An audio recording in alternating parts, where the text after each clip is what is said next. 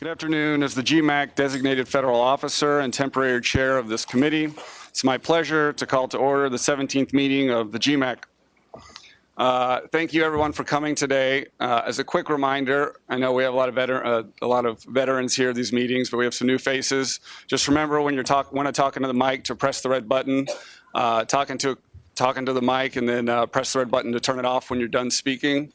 I want to also remind you this is being webcast and recorded, so just an FYI there. With that, I'll turn it over to Commissioner Weejan, the sponsor of the GMAC. Thank you, Ted. Thanks, everyone, for being here today. Should be an interesting meeting.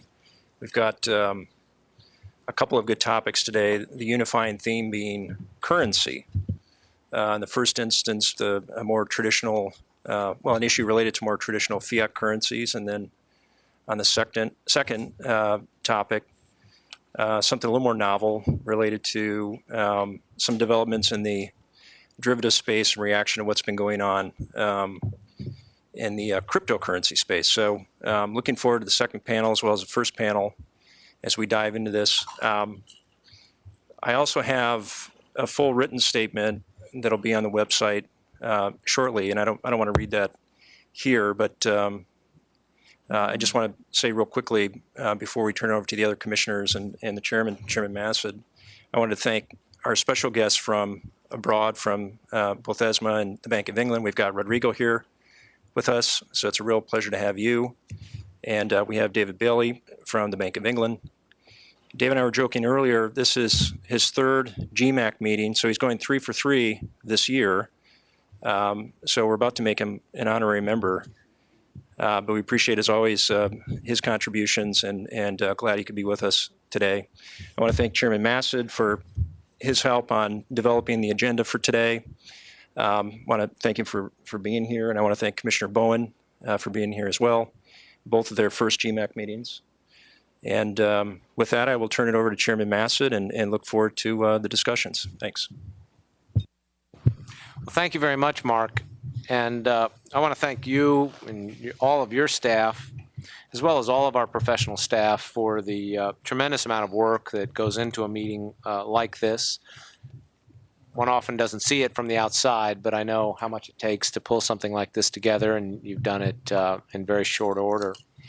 And I also want to thank all the participants. Your presence and input is very much valued, and as well as all of our special guests and all the members of the public who are here. Our advisory committees provide a valuable forum for discussion of complex and evolving market issues that are relevant to our work here.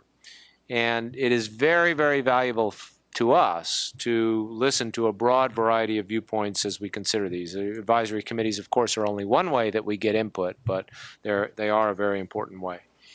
The topics that we will discuss today are both timely and important. The first session on non-deliverable forwards should be very helpful to us as we consider whether to propose mandatory clearing for NDFs. Now, as probably most of you know, under the law pertaining to swaps clearing, the Commission must consider several factors to determine whether it should mandate clearing for a swap. And those include whether there is sufficient liquidity to support clearing, whether the necessary rules and infrastructure are in place, and what are the effects on the mitigation of systemic risk and on competition. Now, the meeting we're having today is not a formal process to consider those factors. It's really just an opportunity for us to learn more about the NDF market so that we can consider whether to go forward with a rule. If we decide to propose a rule, then of course there will be opportunity for everyone in the public to give their views. Considering whether to propose a rule for further clearing mandates just also underscores the importance of working out the cross-border issues on clearinghouse recognition or regulation and supervision. And I also welcome our colleagues from ESMA and others who are here. Europe has not yet recognized our clearinghouses as equivalent. I believe they should because our clearinghouses meet international standards. They believe, and they've asked, that we look at whether we can make some changes to our regulatory approach to clearinghouses that are located in Europe but also are registered with the U.S. To my mind, the existing dual registration regime has worked very well for years. And I kind of believe this is a situation of if it ain't broke, don't fix it. But we have agreed to look at whether there are ways that we can further harmonize our rules and our regulatory approach. That is a complicated undertaking. It takes a little time, but I think we're both working on it in good faith. And I'm also very pleased that I believe they've decided to postpone the imposition of higher capital charges on European banks participating in clearinghouses that aren't yet recognized. That pertains not only to clearinghouses in the U.S. but elsewhere. I think that was threatening to create fragmentation in the markets. And so it's a good thing that that's been postponed. My own view is dual registration has actually been a source of the growth of the global markets. It's been a foundation on which we've grown these markets for many years. The second topic pertains to Bitcoin. And while the development of digital payment systems raises many issues outside our jurisdiction, one area within our responsibility is derivative contracts traded on our designated markets or CEFs that are based on Bitcoin. And today we have an opportunity to hear about that and related issues. And I kind of approach this subject in the following way. Innovation is a very vital part of our markets, and our regulatory framework is designed to encourage it. At the same time, our regulatory framework is intended to prevent manipulation and fraud, and to make sure our markets operate with transparency and integrity. And our responsibilities at the Commission are ongoing in that regard. The fact that a contract may be traded on a market does not mean that we have endorsed it, as the staff will explain more later today. And as with all new developments, we must remain vigilant and will continue to evaluate contracts and trading activity over time. And we will, of course, coordinate with our colleagues at other regulatory authorities as appropriate. So I think it's helpful to keep all that in mind as we talk about these issues. So again, thank you all for being here. Thank you again, Commissioner Wiegand, and we look forward to a productive discussion. Commissioner Bowen? Great. Thank you, and good afternoon, everyone. First, I'd like to commend Commissioner Wiegand and the GMAC members for the time and thought that you've devoted for today's timely discussion of NFTs and Bitcoin. I look forward to hearing the committee's views about the Commission's jurisdiction over Bitcoin, the clearing of NDFs, and the risk involved that the Commission should consider. Clearing is a centerpiece of financial reform. As I listen today, my focus will be mainly on two things: taking a common sense, practical approach to ensure that American businesses remain competitive in a global marketplace, while also assuring that we analyze risk thoughtfully in order to protect the American public. Thank you all for attending today, and I look forward to meeting most of you. Thank you, Commissioner Bowen. Commissioner Giancarlo, I believe, is on his way. We received an email from him earlier. He's in transit, so hopefully he'll arrive in time for before the meeting ends. One other thing, by way of introduction, I should have said this earlier. We have with us today some new subcommittee members. After consultation with some of the other GMAC members, and recognizing that both GMAC and the Commission could probably benefit from additional specific expertise in foreign exchange, we decided it would be sensible to form a subcommittee of FX experts. And so we have those folks with us today. And as we work through the questions during this first session, I think we'll direct a lot of them, at least initially, to those subcommittee members so they can rely on their expertise and help us work through these issues today as well as after today. The other thing I would mention is that I've asked this subcommittee in consultation with Chairman Massad, I've asked this subcommittee to produce a written recommendation. I think technically it goes to the GMAC, but obviously it would be something referred to by the Commission. And we're asking them to provide a recommendation in response to some of the key questions that we've included in the agenda today, and look forward to having the results of that work And as I said, I expect that we'll be guided by it quite significantly. So looking forward to continued dialogues after today, but for now, I think we should get started on the first session, the NDF clearing mandate.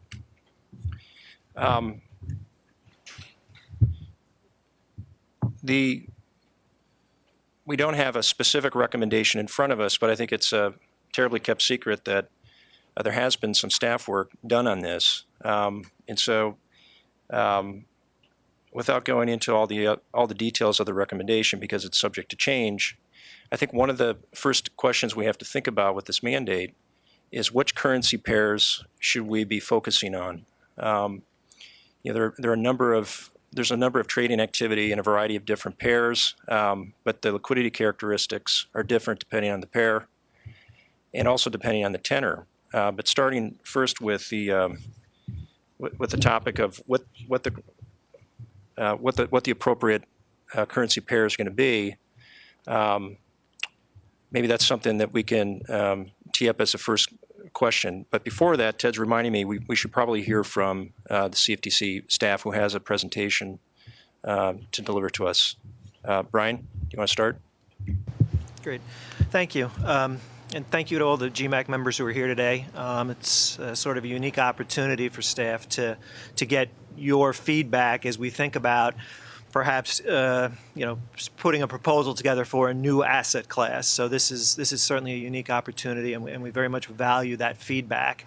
And I guess the other thing is we're thinking about creating a clearing requirement in this new asset class to also think back what some of the issues may have been with regard to the implementation of interest rate or CDS, and how do we avoid some of those issues as we think about putting this proposal together. So very much look forward to your feedback. Thank you, Brian. There we go.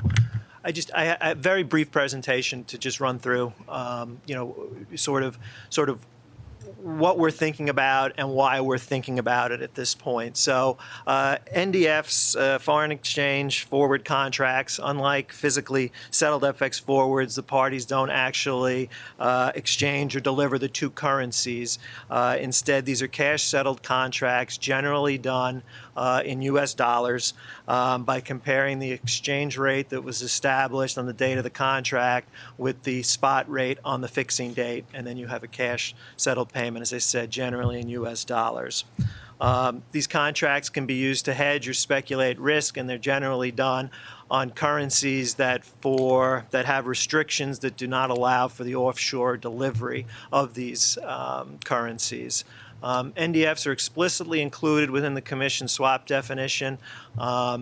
Unlike the FX swaps and FX forwards that were subject to the Treasury exemption, NDFs remain part of our swap definition.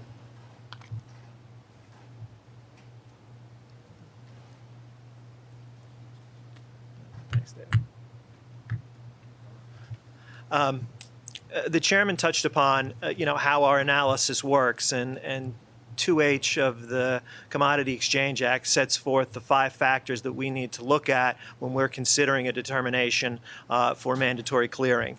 Those include outstanding notional amounts, the trading liquidity, make sure that there's adequate pricing data. Do the DCOs have a rule framework, capacity, and the operational expertise to clear these products? What the effect on the mitigation of systemic risk would be? The effect of competition to the extent we were to find these products to be subject to a mandatory clearing requirement, and then legal certainty with regard to the insolvency of either the DCO or a clearing member.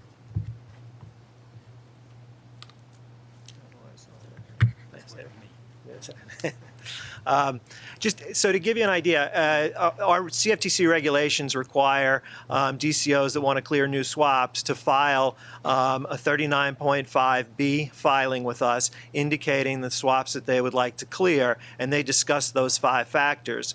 This chart that I'm presenting here shows clearinghouses which have presented 39.5 filings to us and the various currency pairs which they have provided information on. The boxes, or the X's that are highlighted in yellow, show ones where we currently see clearing activity. With regard to the ones that are not highlighted in yellow, the capacity, the operational framework is all there. They're just not actively clearing these swaps at this point. Let's try again, David. How the proposal, as we're thinking about it now, would work would be sort of similar to the way, I guess, the prior clearing requirements work, but it's good to think about sort of the interest rate clearing requirement, I guess. Essentially, the proposed class would have 12 reference currencies, and those 12 represent the ones that have been submitted to us.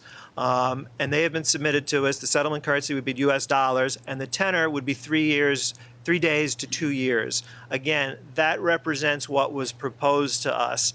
I think there are issues, and we're doing our analysis with regard to the liquidity around that, but that's what has been submitted to us, and I think that sort of forms the basis for a proposal to try and get some feedback on that. And I guess to the extent, and I draw the link to the interest rate clearing, I think our view is to the extent these are standardized contracts accepted for clearing at a clearinghouse, then those would be subject to the clearing requirement. To the extent you had a situation where there was some sort of non-standard term included in the contract and it could not be cleared for that reason, well, then you would have a situation where it's not subject to the clearing requirement. So the swap has to be accepted for clearing at the clearinghouse. So it should eliminate any non-standard bespoke terms that a clearinghouse can't handle.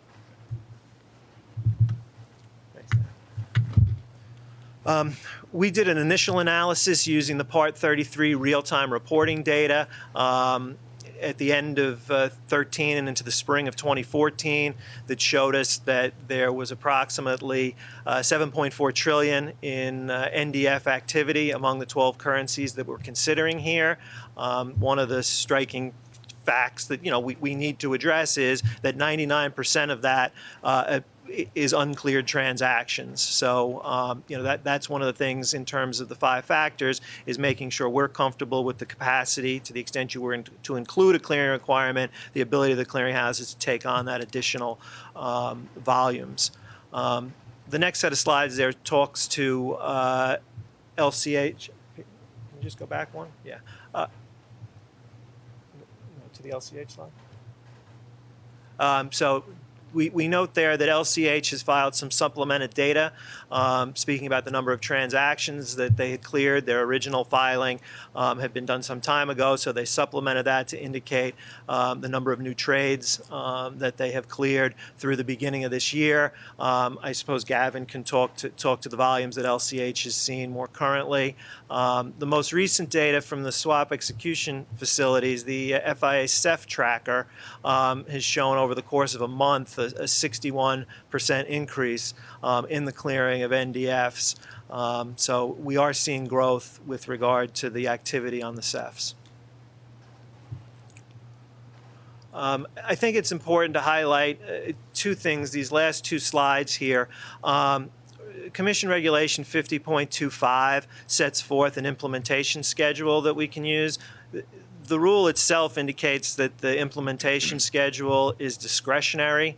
I think to the extent that we are, considering a new asset class, I think staff would very much support using the implementation schedule that we have. If people don't recall how that works is Category 1 entities would need to begin clearing within 90 days. Those are swap dealers, major swap participants, and active funds. Those active funds are funds that have more than 200 swap trades per month. Category 2 entities are, generally speaking, all other financial entities with the exclusion of ERISA plans and certain third-party sub-accounts. And then all other entities fall into the 270-day window for implementation. The last slide is just to mention that our expectation, not expectation, but the fact of the matter is that the exemptions and exceptions that have been put out by the Commission would apply to this. So whether it's the exceptions under the CEA for end users and captive finance entities, they would certainly apply. And then the exemptions relief created by the Commission in other instances for inter-affiliates co-ops, treasury affiliates, and then, to the extent sovereign nations, certain federal government agencies, international financial institutions have been found to not be subject to clearing, that would all apply in this case as well. So, in terms of implementation and in terms of exceptions and exemptions, very similar to what we're seeing right now with regard to, interest rate and CDS. So, and that's all. Thank you. Thank you, Brian. And next we'll turn to Rodrigo, who has a presentation.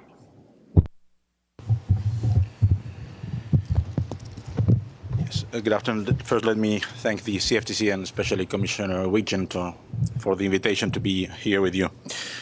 I'm going to present, maximum in 10 minutes, the approach that we have taken in the European Union for clearing of NDFs. You cannot hear me well? This is the third clearing mandate that we produce. The approach in the EU for the clearing obligation is, in most cases, what we call the bottom-up approach, which is it's triggered by the notification that a certain CCP has been authorized to clear a particular class of derivatives. That notification is transmitted to ESMA, and ESMA has 6 months to decide whether or not to propose mandatory clearing for that type of derivative. The first clearing mandate that we issued was the one on interest rate derivatives that was sent to the European Commission on the 1st of October. The second clearing mandate is the one on CDSs that is currently ongoing, and we expect to deliver that around the end of November, or by the end of November. And the third clearing mandate is this one that we are discussing today, the one on NDFs. Thank you. The process for the determination of the clearing obligation, as I said, starts with the notification of the authorization of a CCP, and that's what we call an Article 5 notification. I think that is similar to the submissions that you can receive from clearing houses under the CA. I'm not going to comment on the part related to the authorization process of the CCP and how the risk management is conducted at each CCP and it's supervised, because that is a competence of the national competent authorities. In this case, for LCH is the Bank of England that will, David will intervene later. So I'm going to concentrate only my comments on the analysis as to whether the particular class should or should not be subject to compulsory clearing. So we have 6 months to do what is on the top right part of that slide, which is the analysis of the derivative class, the cost-benefit analysis, the launch of a consultation paper, analysis of responses, and then final rules to be submitted to the European Commission. ESMA drafts the rule, and that is, you can find in the public consultation that we have published on the 1st of October, and that will be open until the 6th of November. You can find a proposed regulation, European regulation, in draft form. But then the Commission is the one that has the power to endorse that technical standard and convert that into EU law.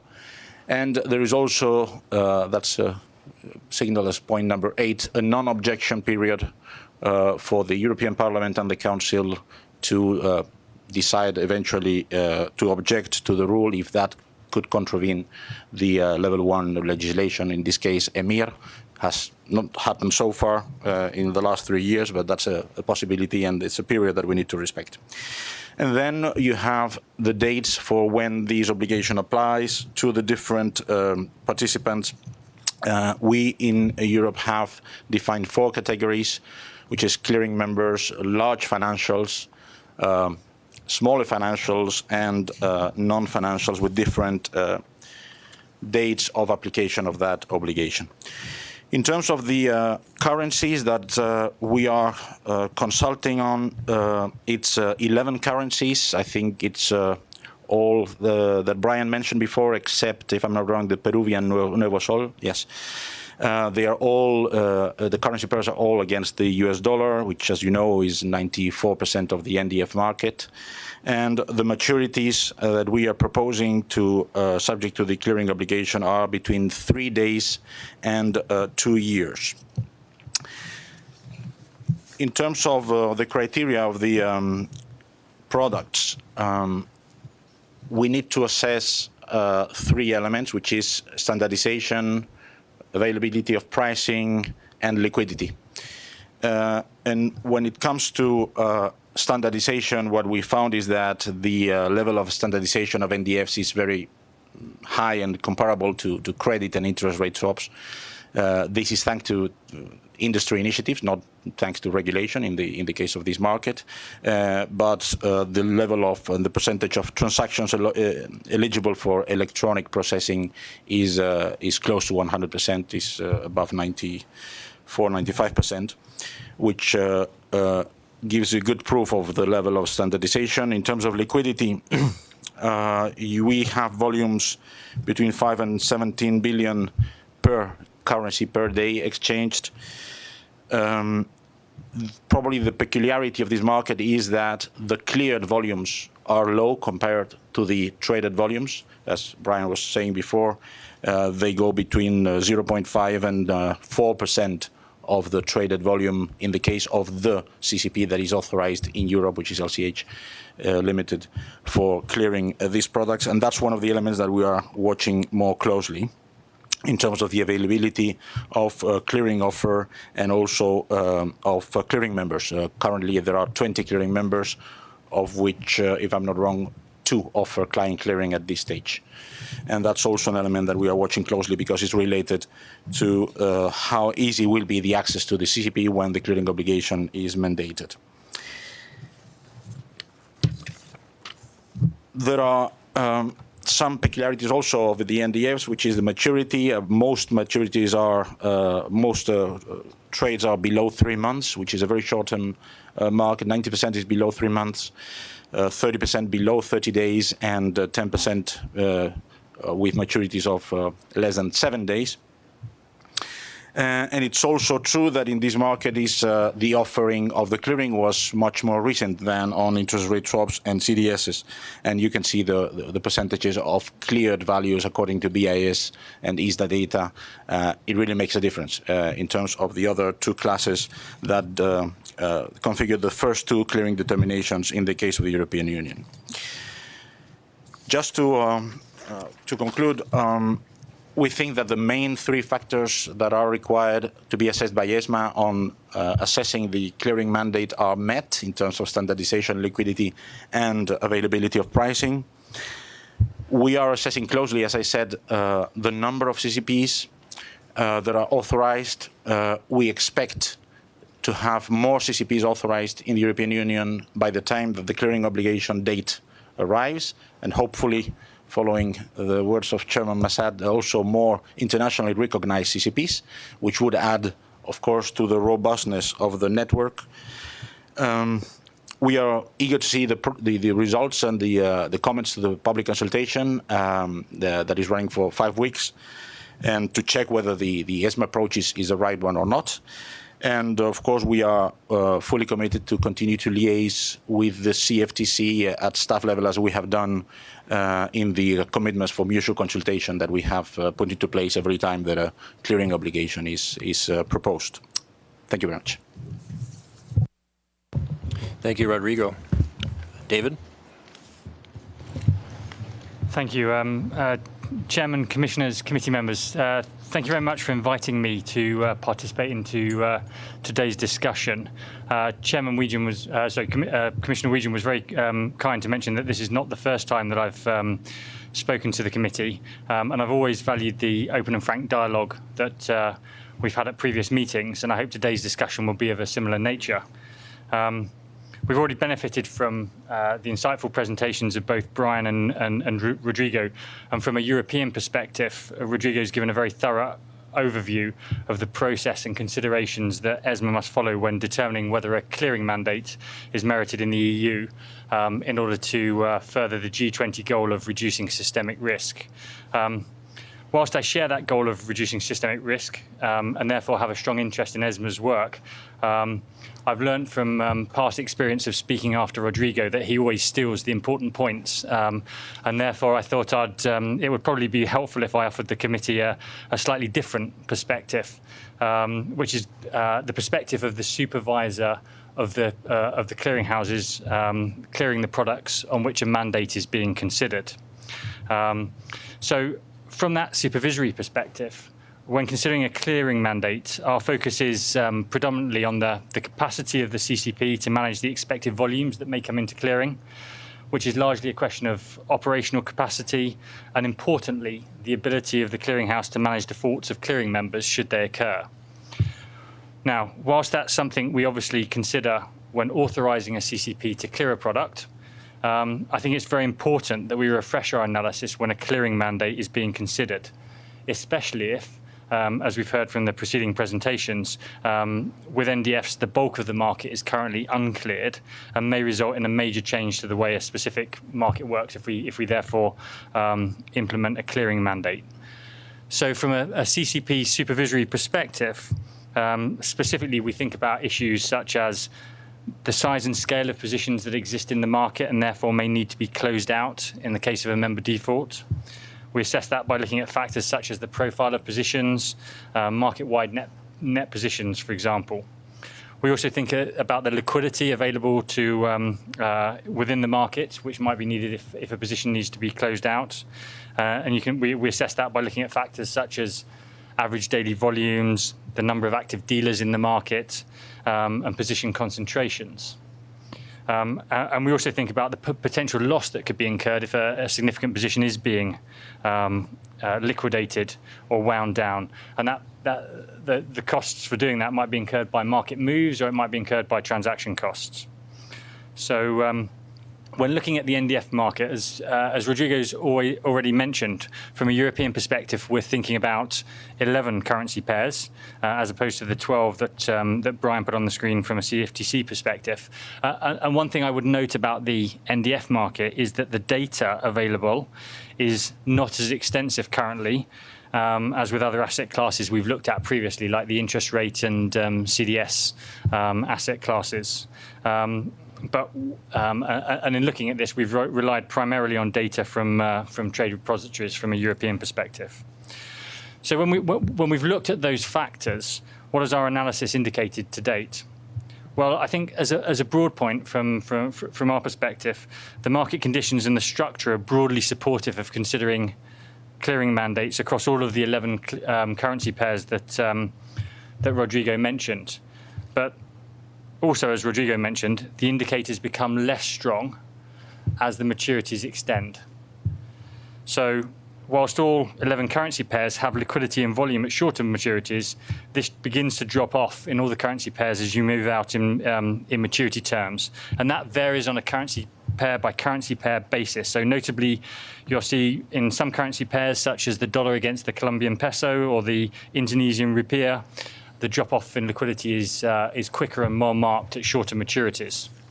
So just to give some examples, and here I'm very much generalizing across the currency pairs. Most of the currency pairs we're discussing see several thousand trades a day in maturities up to 3 months.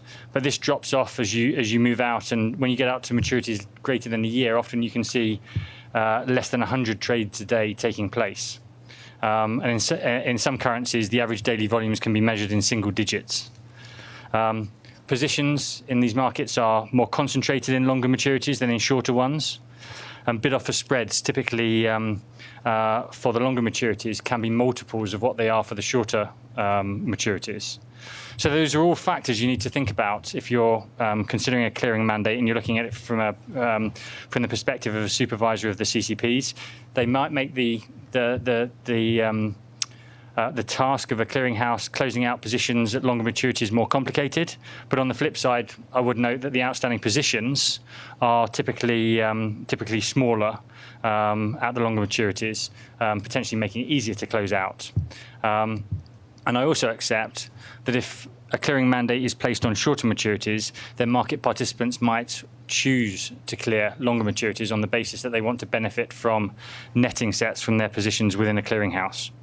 So I'm deliberately not drawing conclusions at this stage about exactly what the clearing mandate should look like. From a European perspective, we want to see what the results of the consultation that Rodrigo mentioned yield, but very much from the perspective of a clearinghouse supervisor, especially in a product where the majority of volumes are currently not being cleared, I would highlight that we need to think very carefully about the implications of mandatory clearing from a clearinghouse perspective. To that end, I very much support the thoughtful approach that both ESMA and the CFTC are looking to follow in this regard. So that's what I wanted to highlight to the committee, and I very much look forward to questions and the discussion that follows. Thank you very much, David. Very helpful. With that, I think we can start opening up questions to the rest of the membership here today. It might be worth, although it's addressed in some ways by going through the different factors under our statute for a clearing mandate, but I wondered if any of the participants might be willing to just speak to what some of the general benefits might be of imposing a mandate, apart from the technicalities about whether it would fit within the statute. Might be just useful to review for the benefit of the public, if nothing else. Why a clearing mandate would be considered in the first instance. So what is it about clearing that's a positive as far as the public is concerned, as far as the financial markets more generally are concerned, and how does the mandate fit into that for NDFs? I don't know if any of the new subcommittee members might be willing to speak to that. Might be helpful.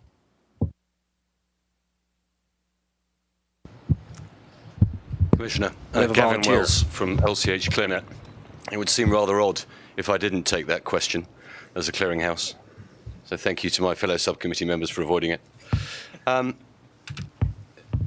In the summer of '08, the clearinghouse was approached by a group of members to look at providing a clearing service for the FX forwards product.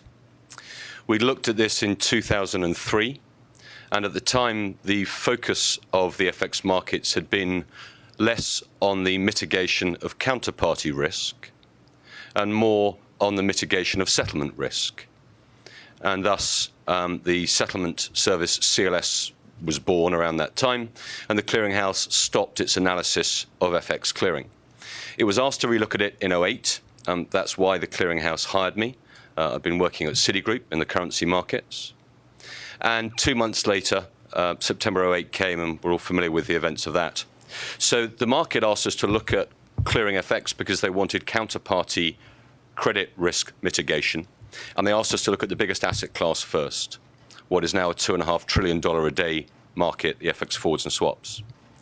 With the advent of the Dodd-Frank Act in 2009, in August, we moved our attention from swaps and forwards, as the market believed they may not be included within the mandate, to options. And we built an FX options service throughout 2009, 2010, right up until the beginning of 2011, when the truly systemic importance of the FX asset class became clear to all, in that it is used for payments. It is the liquidity of all the markets. And for the product sets that, contrary to how Brian described NDFs earlier, for the rest of the products that have a transfer of notional at settlement, a full transfer, which included options, it was decided that that warranted much greater, more robust analysis before any clearinghouse should look to clear those. And thus, the members of the clearinghouse asked us to look at developing a service for NDFs, the product which they still felt would fall within the mandate. So there was a perception that counterparty credit risk mitigation was needed. We built a service for NDFs. Now that perception has changed a little. Whilst there is still a feeling that the clearinghouse offers security in removing that counterparty risk, it offers some operational efficiencies and certainly the benefits of multilateral versus bilateral netting. The other benefit that's being seen by the members and clients of the clearinghouse is the impact that capital will have on many market participants starting from December 2015, when margin is to be posted on uncleared derivatives. And that's added impetus not only to the clearing of NDFs. One has seen in the press recently that the volumes of NDFs both in the clearinghouse and on CEFs has increased, but also that impetus has added to the development of solutions to allow the clearing of other FX products, because the clearinghouse will be commercially more advantageous after those capital rules are passed in December 15 for market users. So to summarize, the market wanted counterparty credit risk mitigation. That's been delivered for the asset class that we can currently clear, the one that is cash settled only, NDFs. And with capital looming in December of 2015, we are working with the existing infrastructure of the market to understand how to manage intraday liquidity risk and thus deliver a clearing service for the other FX product, FX options, in time for that deadline in some 14 months' time.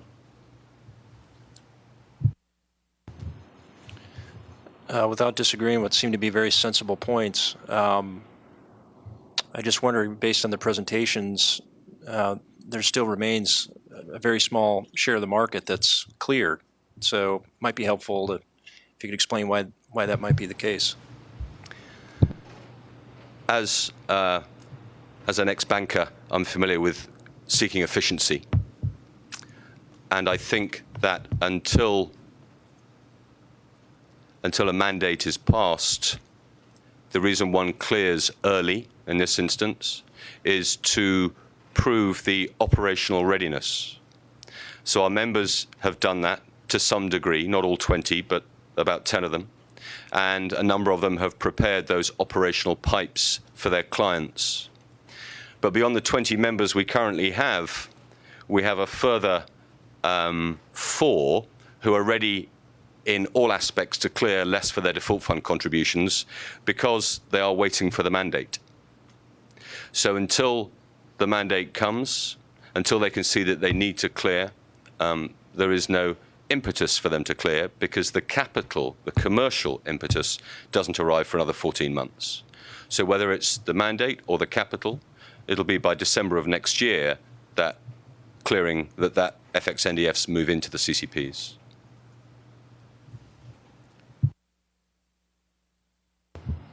Any of the other members willing to add to that?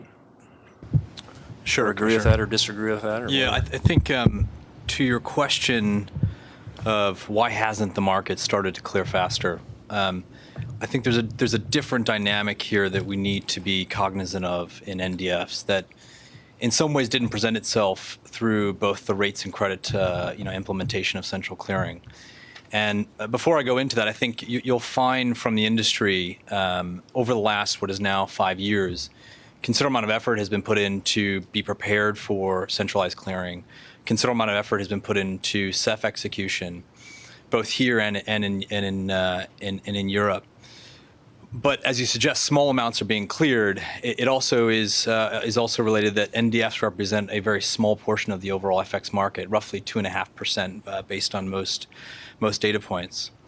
And there's a reason why, because inside the microstructure of the NDF market, and when we look at our client business as an industry, a different phenomenon that it persists than is what is in rates and credit, in that roughly 70% of underlying client flow happens, in terms of price creation, happens outside of the 2 jurisdictions that we're referring here today.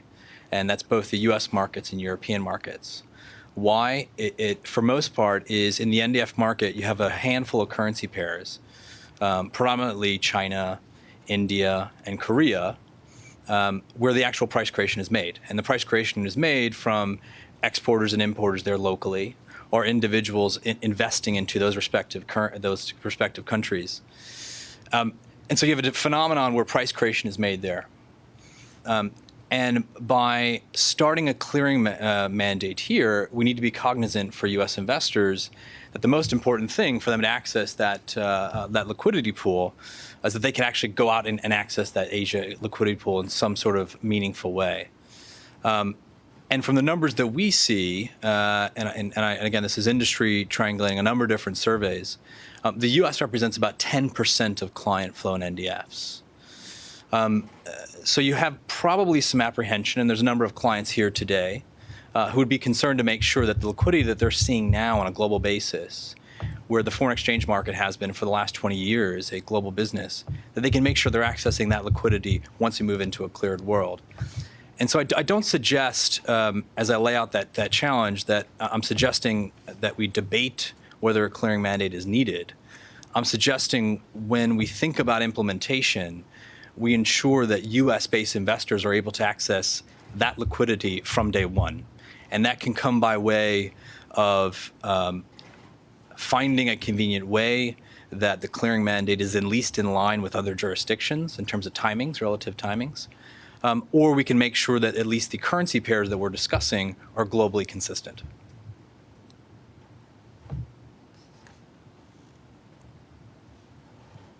Kim. I think one thing to potentially add to the discussion is deciding to clear has to be driven by something. It can be driven by a regulatory mandate. It can be driven by customer demand. It can be driven by commercial realities of capital costs or risk management concerns. And in the case of the FX, I think it probably also contributes to the lack of significant adoption on a voluntary basis. The fact that the clearing offerings that are available are only servicing a portion of the risk pool as opposed to a broader set of the risk pool. So it can actually be risk increasing or margin or capital increasing to split up a portfolio and only clear part of it. And so I think that is probably also contributing to the lack of voluntary adoption ahead of any mandate. So to avoid that, is the solution or answer just to marry up the implementation schedules, assuming both jurisdictions want to go forward with a clearing mandate? I think there certainly are benefits to having the jurisdictions, the major jurisdictions, move in closer time alignment than has been the case so far. But I think probably even more important than the creating a lockstep on the timing of a clearing mandate would probably be not imposing a trading mandate in one jurisdiction as opposed to another jurisdiction, because that seems to have been the piece of the U.S. mandate that has had the most impact on the market's ability to access liquidity in all of the ways that they normally could. So I think there's probably more sensitivity to the timing of any trading mandate than there is to the lockstep timing of any clearing mandate. I would, further to my previous points, I think it is something that probably should be, considered. When you think about the implementation timelines that both the CFTC would potentially now enter into and what our colleagues in Europe have proposed by way of their consultation, we're not too far away from each other from at least the beginnings of that. So if in a thoughtful way we could find a way to do so, would be very prudent. Further to that, I mentioned the 10% of U.S. client flow, NDF flow comes from clients, from what we can see. There's a really key, point of that I probably didn't mention, which was, for the most part, clients tend to be price takers in this market, U.S. investors, excuse me. And it's a slightly different phenomenon that we saw with the rates mandate, where, Asia in or Europe into the dollar rates market was there as, having to enter that market for price taking. Here it's slightly skewed the other way. And, as I said, it would be extremely important that we make sure that the U.S. entities are able to access, from a price taking perspective, as much liquidity as possible. I have one comment to add. on just the liquidity function. While A little there- closer to the mic. Thanks. Sorry. While there can be concerns that the liquidity might be bifurcated, the commission should also consider the fact of the potential benefits. So when the markets become cleared, there may be additional market makers who are currently find it difficult to participate in the market that would be able to participate if clearing did take place. And one of the areas that you may want to consider researching is NDFs aren't necessarily a primary market where risk is exchanged. So in a lot of cases, the NDF market is exporting liquidity from other primary markets. And I would note several of the primary markets that may be inaccessible to foreign participants are themselves cleared. So, if you look at the underlying, price function for dollar Brazil, a lot of that is taking place on the BM&F, and there are other currencies in the list, the ruble, where you have MOEX is a very successful vertically integrated clearing and execution system. So while we're talking about an export function that makes these markets accessible, some of the underlying markets that are driving them are themselves cleared.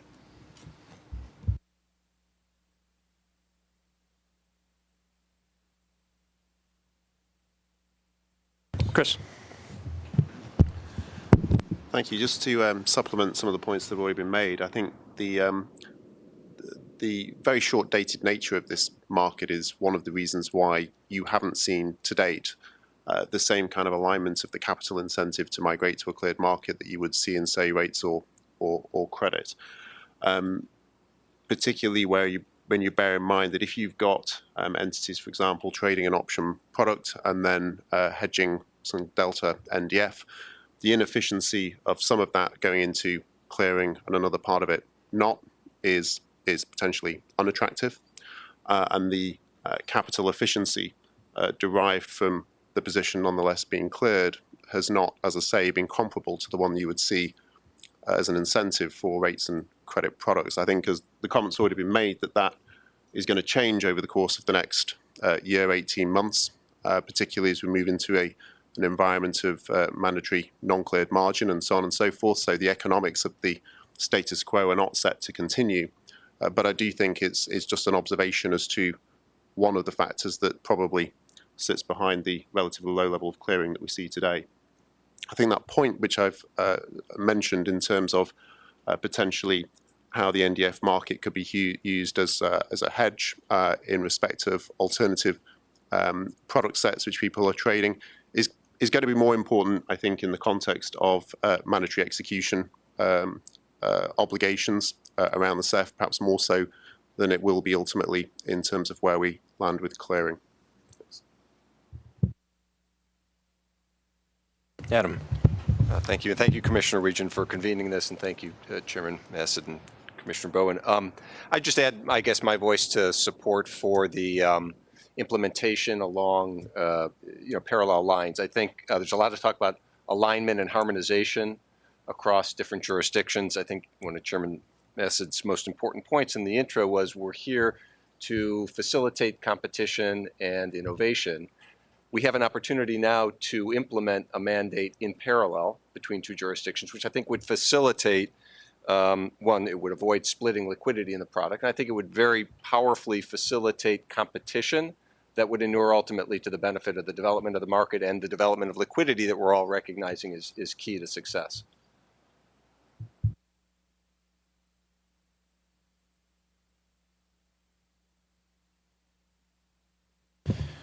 Move on to some of the next questions, and I'm just largely working from the agenda. But are there any views about whether the NDF class has been sufficiently defined as laid out by Brian or even by Rodrigo, for that matter? Have the right pairs been chosen?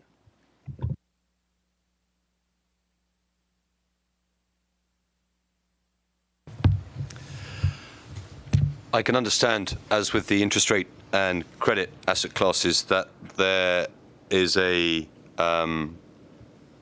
one could say that to ease into the obligation to start with a smaller group of currencies and then extend it is one way certainly to approach any mandate. One of the benefits in clearing FX is the portfolio correlation, i.e. the benefits that are achieved by bringing different currencies together within one risk management framework. And the benefits are twofold.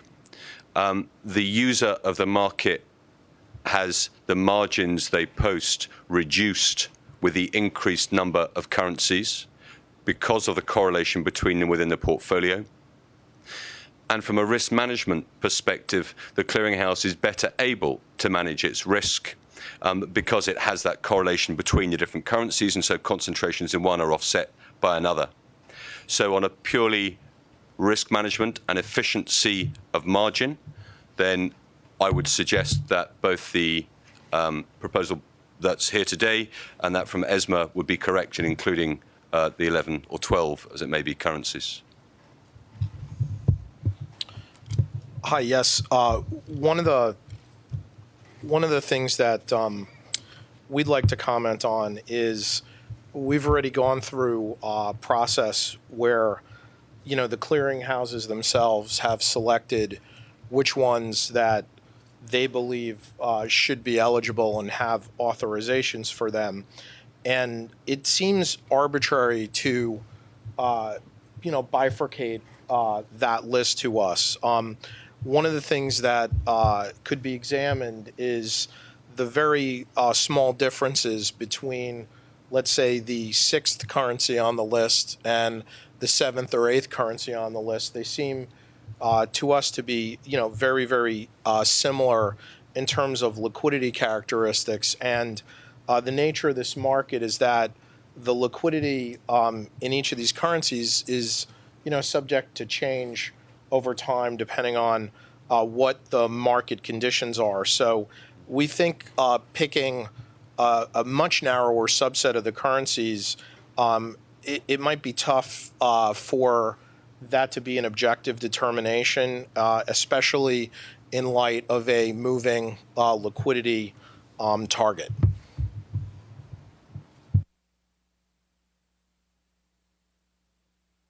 Jason, do you have any views on that? I would further both comments, and I have a slightly different reasoning. I think getting back to the size of this market, and that it's roughly 2.5% of global FX volumes. Limiting the scope from day one, given the centralizing of risk into let's say a handful of CCPs.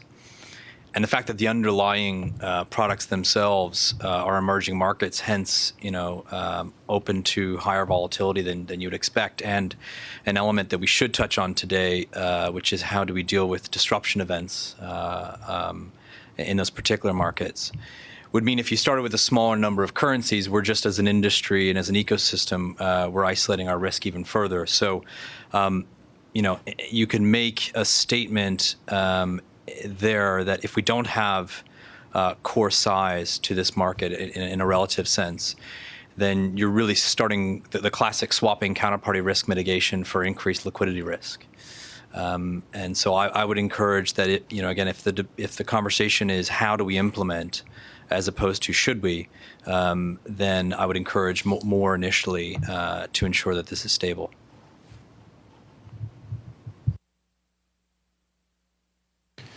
Can I follow up on a couple of points that have been made? Maybe I'll ask Adam and any others to comment. Adam, you talked about the advantages of having mandates that essentially kick in concurrently.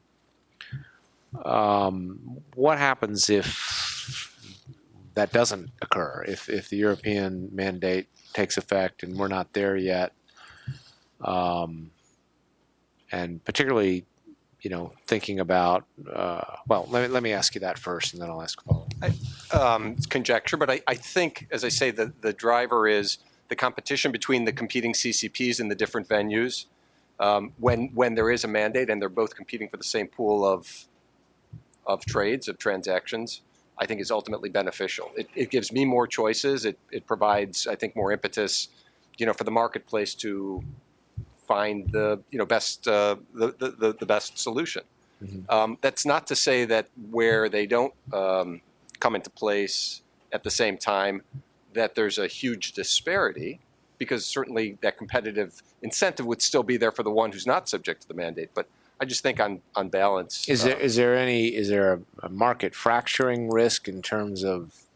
I don't think so. Okay. I mean, even if we're later for whatever reason. In theory, possibly. Yeah. But I don't necessarily think so.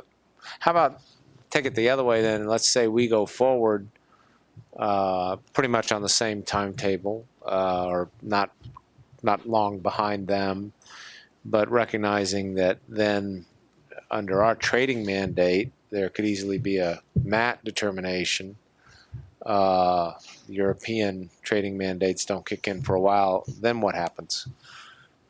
Well, I mean, then you have the mandate here and not there, is what you're saying. Right. Yeah. Then then it potentially creates a little bit of a liquidity risk, a little bit of a fragmentation. But I mean, I think right now, if everybody proceeded in parallel, we're going to be the CFTC would have the mandate in place if, again, we assume that there's a mandate much quicker. And but does it create a risk that business,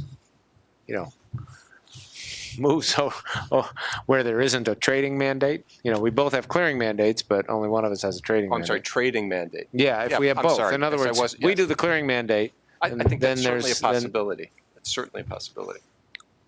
And it's something to be avoided, I think. Yeah. Hi, I'm Troy Rohrbaugh from JP Morgan. So to answer your question from my perspective, I think the clearing mandate, while certainly ideal to be joined, I think is much... Can you speak up? I can't. Sure. I think while obviously the clearing mandate would be ideal to do in a similar time frame, I think it would be less disruptive from that perspective if it wasn't exact timing. I think the key is your question around the trading mandate. And while obviously no one would know, and maybe Phil is right that the clearing mandate would bring in new market participants, that would be, in my opinion, a medium to long-term outcome. I think in the very short term, to Jason's view, that you could have a bifurcation of liquidity, which would definitely be adverse to U.S.-based investors. And I do believe that would be disruptive. I think in the short term, we're clearly not sure on the exact outcome, but it would be highly probable to assume that there was a bifurcation of liquidity in the beginning, and that would be challenging for some market participants. Sorry, just to make sure I understood, there would be a bifurcation in the event that we have both a clearing and a trading mandate. Correct, and there's only a clearing mandate for a while in Europe. Exactly. Right. Chris? My point was going to be very similar to the one that's just been made, actually, which is I think that the risk here, if you want to call it that, is when you get a MAT determination following the introduction of clearing. If you bear in mind as well the phasing approach to clearing, you could conceivably have the added complication that you've got certain participants in the market required to clear, but not others, a MAT determination being made in the context of that phasing, and therefore certain participants in the market required not just to be subject to the obligation to trade on CEF and clear, but a situation even within the context of US markets where that obligation to trade on venue is not uniformly applied because of the phasing of the clearing side of the dimension. So I think the fragmentation risk is a real one, and I think it's more to do with the introduction of the MAT determination off the back, more so than the clearing. Just to follow up on that, so there's a variety of things we could do in response to that concern to the degree the Commission believed it was a concern that had to be responded to. One option obviously would be just to delay the clearing mandate. The second option would be to somehow prevent, if you would, a trading execution mandate from going into effect, or I suppose even revisiting the trading mandate policy of the Commission. So just sticking with those two very basic options, and in light of some of the benefits that could come from a clearing mandate, as articulated earlier, interested in the views of anyone who thinks either one of those options might be preferred. A bunch of placards up. I think David Goon has been wanting to get in for second, and then David Bailey. So it's an interesting discussion. I'm going to address the mandatory trading issue. I think capital becomes an interesting observation here, because in the U.S., depending on how you mandate your clearing, what happened to us in the energy industry is when Dodd-Frank came into effect, as many of you know, we ended up converting all our cleared products to futures. A lot of that was due to capital issues from the end users pushing it here. So an interesting byproduct of potentially moving mandatory trading and clearing in the U.S. might be that it moves towards a futures market. I mean, actually, NDFs are really just cash-settled contracts, which exchanges like ourselves and the CME have been doing for 30 years, I guess, or more. So these aren't new notions. I think the issue will be, if you're going to bring in new participants, they'll probably move potentially more in a mandated environment towards more of a futures type environment, potentially. I do think depending on the holding period, we look at 2 or 5 day, 1, 2 or 5 day, I guess, in the case of all the jurisdictions, may have also a driving function on whether these go.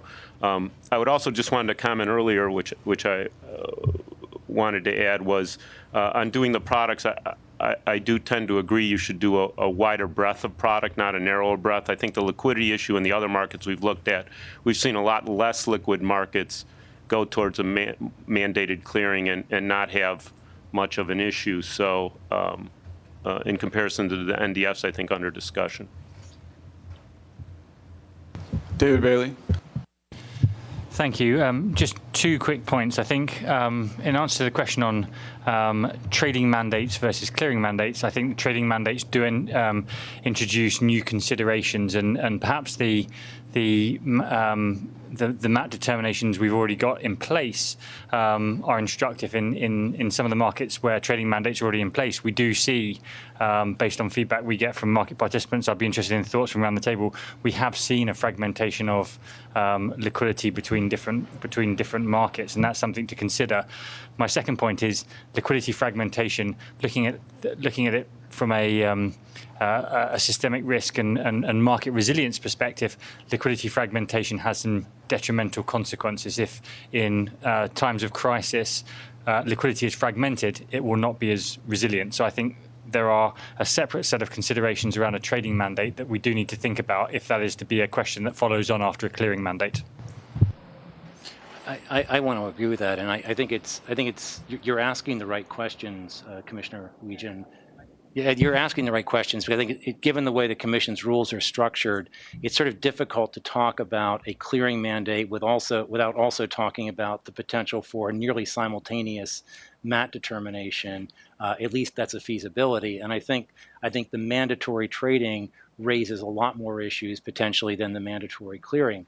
And I also want to harken back to the chairman's opening remarks. I think moving NDFs into a mandatorily cleared, mandatorily CEF trading environment also is going to have the effect of highlighting some of the fissures and unresolved issues around some of the other Commission rules, particularly the cross-border guidance. I do think that given the way the cross-border guidance has been applied and is functioning, there's a very real possibility for fragmenting liquidity if there is a mandatory trading determination. I think we've seen that in rates and credit. And given the existing structure of the NDF market, I would think that it would be even more susceptible to that kind of fragmentation. One other thing I wanted to note in response to some of the earlier discussion is you've asked about the right NDFs, whether we're looking at the right pairs, and there's a sub issue to that in that, as the ESMA consultation paper that was released on October 1st notes, The reason the OTC NDF market is highly standardized is because the market has largely adopted EMTA terms and EMTA templates.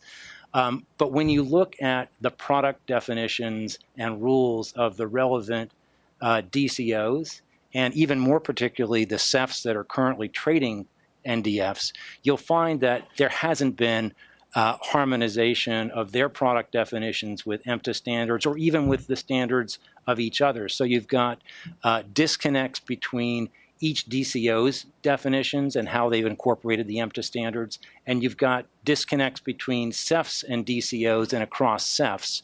And unless all of those kind of details are worked out, I think you've got a very real possibility for creating basis risk and the potential for counterparty disputes over what's actually being transacted and cleared.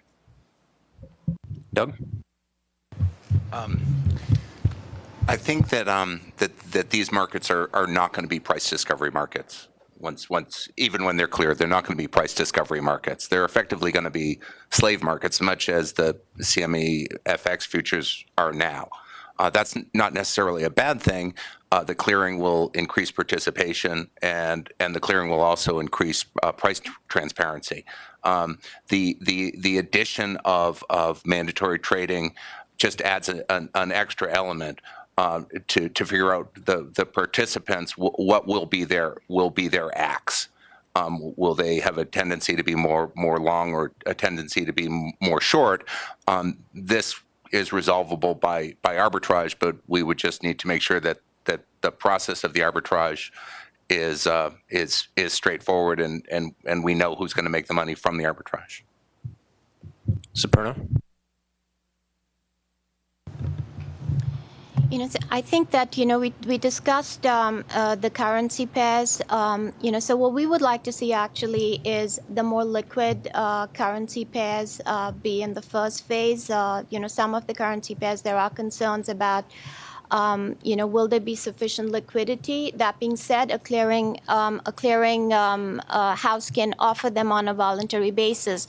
And I think, Jason mentioned from an infrastructure perspective, we have to ensure that we have the ability to trade, some of these currency pairs in the time zone and the region in which they are the most liquid. That's one of the lessons we learned actually with rates and credit in the initial phases. There was non-availability to trade and clear some of those contracts if you were in the non-U.S. time zone. So that was a little bit of a concern for us.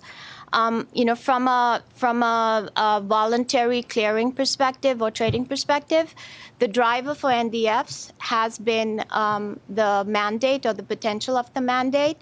I recognize all the benefits that we have from clearing, but given, the size of book as well as the size of the market as well as all the other mandates that you have, what our experience has been that resource allocation is driven more by, when is the potential mandate going to take effect versus like any other benefit that anyone may see in the NDF market. And, when we think about CEF trading and clearing, I'd like to think of CEF trading more as electronic trading. And we would actually like to see the ability for the CEFs to allow us to trade NDFs electronically, closely aligned with the time the clearing mandate, comes into effect. Just because otherwise you are working out a completely different workflow for a short period of time. And it also helps to some extent, the NDF market traded a lot more electronically before the CEF mandate. It actually allows us to go back to trading it a lot more electronically. So we don't necessarily have to have a trading mandate, but some encouragement that the CEFs are working towards the electronic trading solution. Rodrigo, you've had your placard up for a while. I think it's just an element of information to make things a bit more complicated, because I fully see the issue of the timing and the alignment of the timing of the trading obligation. But as somebody said before, there are some constraints in the regulatory regime, both here and in Europe. And our constraint is that ESMA needs to, ESMA has a limited time, which is 6 months, for determining the trading obligation after the adoption of the clearing obligation. So let's assume that we deliver the NDF clearing proposal by the end of this year and the Commission adopts around March. That means that by September next year, we have to decide whether to propose or not a trading obligation on NDFs. Now, we could decide not to propose it, but if we decide to propose it, it would not be effective before January 2017, which is the earliest date that the trading obligation can take place, which from a purely EU perspective makes sense because it would be also exactly the same date in which all counterparties would have to be clearing already by then, early 2017. So even the small financials in the phase-ins, but that I guess adds to the complexity of the synchronization. So no case before 2017, you said, Rodrigo? Would you see the mandate? For the trading obligation, we will have to propose a trading obligation or not, but by, let's say, fall next year. The date of effectiveness of applicability of that obligation would be January 2017, although it would be written in the official journal, a year and a half before.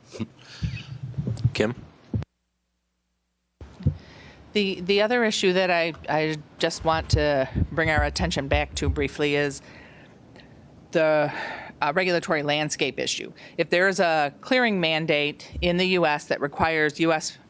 parties to clear transactions, and we've had a lot of discussion about how fragmentation of liquidity associated with that is a bad thing, so you want the U.S. participants to be able to continue to access all available liquidity in the market, but if European persons are not allowed to clear at third country CCPs, then that is a further risk, I think, in having a clearing mandate that goes into effect before there has been a determination around equivalence, even in the absence of a mistimed trading mandate. Jason. So I found it interesting, Supurna's comments regarding the incentives, and I tied that to David's comments around capital. And it would be remiss that I didn't mention, leading up to this day, we had a number of different clients asking a number of us to provide feedback. And again, I think there's two main concerns. Yes, one is liquidity, being a U.S. person.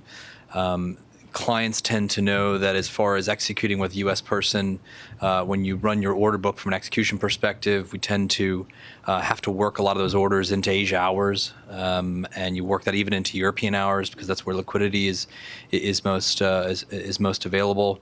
To that end, I would probably personally de-emphasize the importance of the execution mandate relative to getting core liquidity. So I'll leave it at that. The second one, to David's comment, and I think, David, you're probably referring to a beneficial capital from listed by way of margining.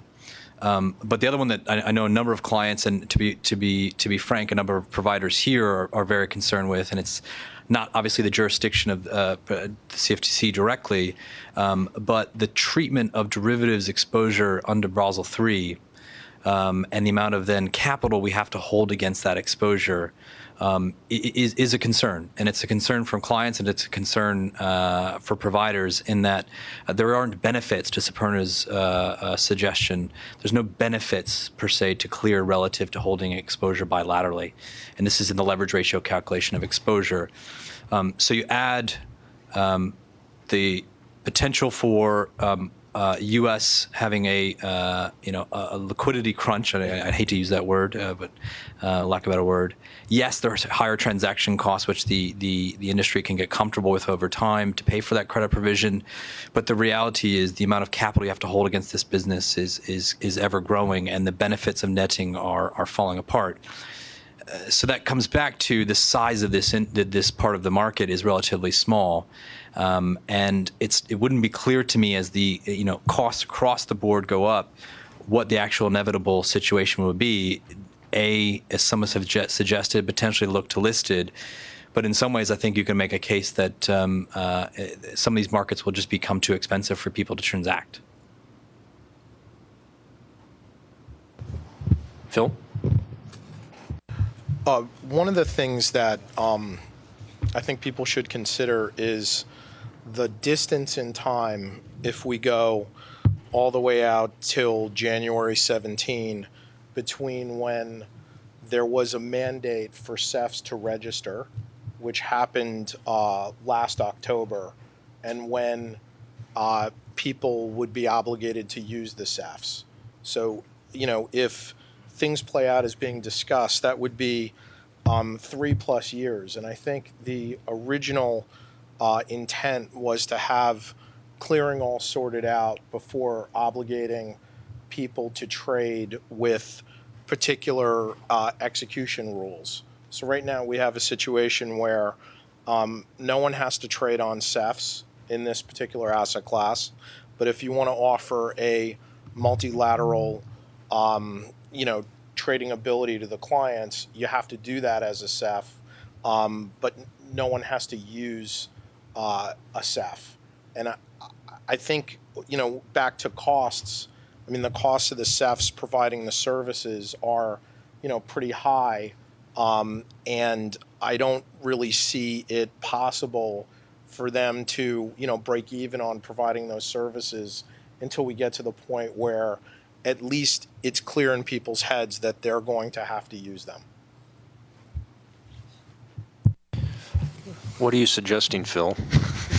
Well, I guess what I'm suggesting is somehow we reconcile the footnote 88, which last summer or 2 summers ago surprised everybody with any kind of delay in made available, potential being made available for trading until January 17.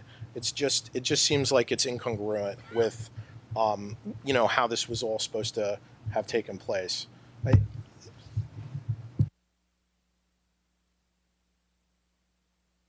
Anyone else? Turning to the next topic. So again, referring to the agenda, give the commission a handle on what kinds of package transactions involve an NDF contract and some suggestions or at least some issues that you'd like to identify that we need to be aware of. I think Phil or Jason.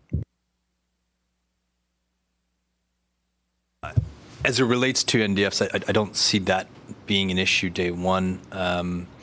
Of course, we'll have logistical challenges around adding bunch orders and blocks, but package trades essentially aren't an issue here.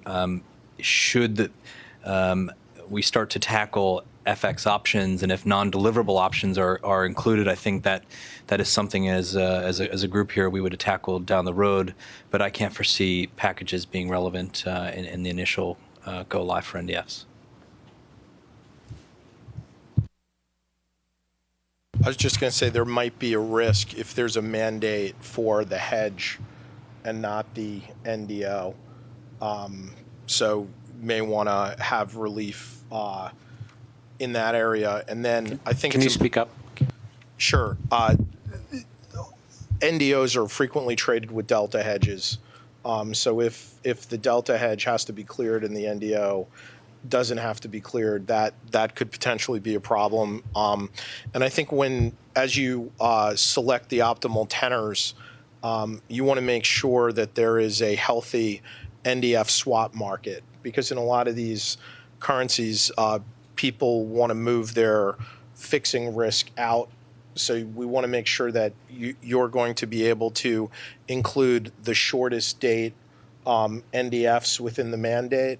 And, where you draw the line, obviously, if people are trying to roll trades from something near the end of the mandate, near the end of the time period further, those would all be potential package issues for the commission to consider. Yasushi? Yeah, actually, we see at Nomura, the example of the package transaction is that the kind of the option that Nomura sells to the counterparty on the emerging market currencies and delta hedge into which the Nomura enters with that very counterparty through an NDF to offset some of the risk associated with the option that first I described. So, and we show to the clients the kind of bundled price for both products. So actually, this is the reality of the package transaction. So if the trading mandate is following the clearing mandate, then we will have a kind of a difficult situation that option side does not have to be that going through the sales, but the NDF side does have to go through the sales. That will be our issue, I think. Thank you. I think Chris wanted to weigh in. Well, it's the second time this happened, but the previous speakers just made the point I was going to make, which is that I think that not so much thinking of the packet transactions as such, but just going back to the option that may well have an NDF delta hedge, to the extent that we roll forward and you have the potential for a made available trade determination, which would apply just to the NDF and not the option. That's potentially a fairly challenging situation to have to deal with. Thanks. Amy? So, call me an optimist, but I'm of the hope that by the time the the execution mandate attaches to NDFs, the package issue for options with delta hedges will be solved, because certainly that's something that we need for the interest rate market by November 15th. And I think that some of the solutions that the industry has been talking about with the commission, such as treating the mat leg of a package trade as a permitted transaction or a block transactions, for example. That's one of them. There are others, but I think that this option on a mat product plus delta hedge package issue is a broad one that applies to many products, including NDFs, and I'm certainly hopeful that we can solve that long before this mandate attaches. Bob? Yeah, I just wanted to note that we do see some packages that involve emerging market bonds and associated NDFs, and that's just another type of package that we'll have to work through. Sorry, but I didn't catch that. Can you try? It was packages involving emerging market bonds and NDFs and the associated currency. Gavin. We have the great good fortune to speak to 12 of the world's largest NDF market makers. The reason we don't clear NDOs in the clearinghouse is that they're about 1/10 of the volume of NDFs. There aren't that many banks who make NDO prices. There are many clients who would like to clear them, but the volumes are very small. It's entirely appropriate that NDFs should be used as a delta hedge to an NDO, and I do not doubt that there is the ability within the regulation to recognize that, to keep that risk package together. With regards to other packages, the estimate of our members is that around 97% of the market are not packages, but the ones that are or are not standardized are typically the G10 currencies crossed with the NDF, so a euro against a Korean NDF, but that these are predominantly used with non-financials, not in the interdealer market or with other financial entities. So I hear the comments about wishing to manage risk appropriately on a trading desk and fully support those, but the issue is of relatively small scale compared to the total volume of the NDF market.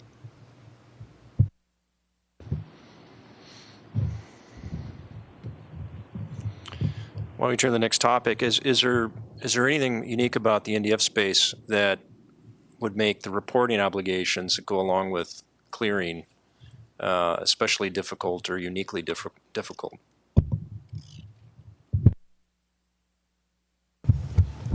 I can respond to that. We've been working with the industry for a couple of years now to prepare. Jill, since you're also new, why don't you introduce yourself? Oh, sorry. I run foreign exchange for Triana. Triana is a big part of the infrastructure for foreign exchange today. We're connected to all of the top banks and prime brokers and FCMs. So we are the pipes, I'd say, behind the scenes that the banks use to move trades from institution to institution. We've spent the last 2 years working with the banks and the clearinghouses to certify connectivity. So we're technically ready, and I believe that the top percentage of the industry is also technically ready. So I don't think reporting from an infrastructure perspective is the issue. There may be some issues down the road with some of the regional banks, but nothing that can't be accommodated in a short period of time.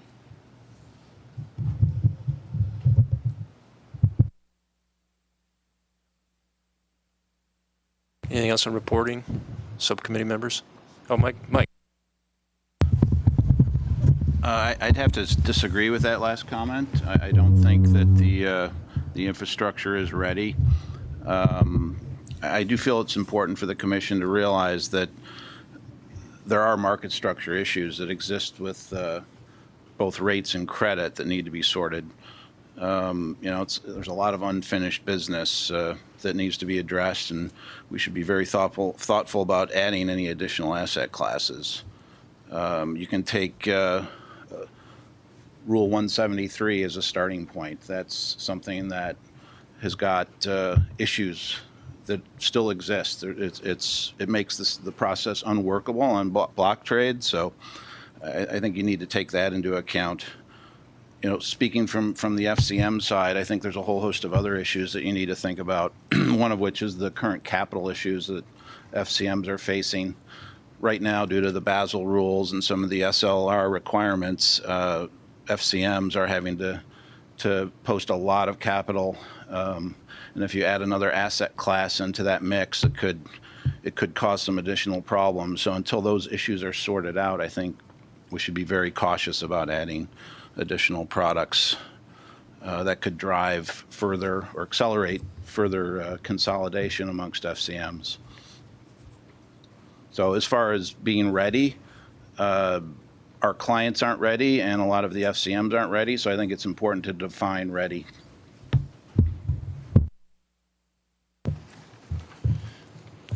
Would anyone else like to speak to that, whether it's reporting or other connectivity issues? Any other reactions from both Mike and Jill's comments? I'd like to follow up on Mike's comments about FCM connectivity and 1.73 in particular. Without commenting on clearing per se, if you go back to the issue of the potential for a very rapid MAT determination, I think the current state of affairs is that none of the CEFs that currently offer NDF trading currently have the ability to connect to FCMs versus a central limit hub, and some of them don't offer any limit checking capability whatsoever. So that's something that would have to be addressed in the context of CEF trading. George? So I think to Jill's comment, absolutely agree in that, right now where the CEFs are offering NDF trading, the FCMs are not generally set up for clearing, even though we've seen a few clear trades go through the NDF space.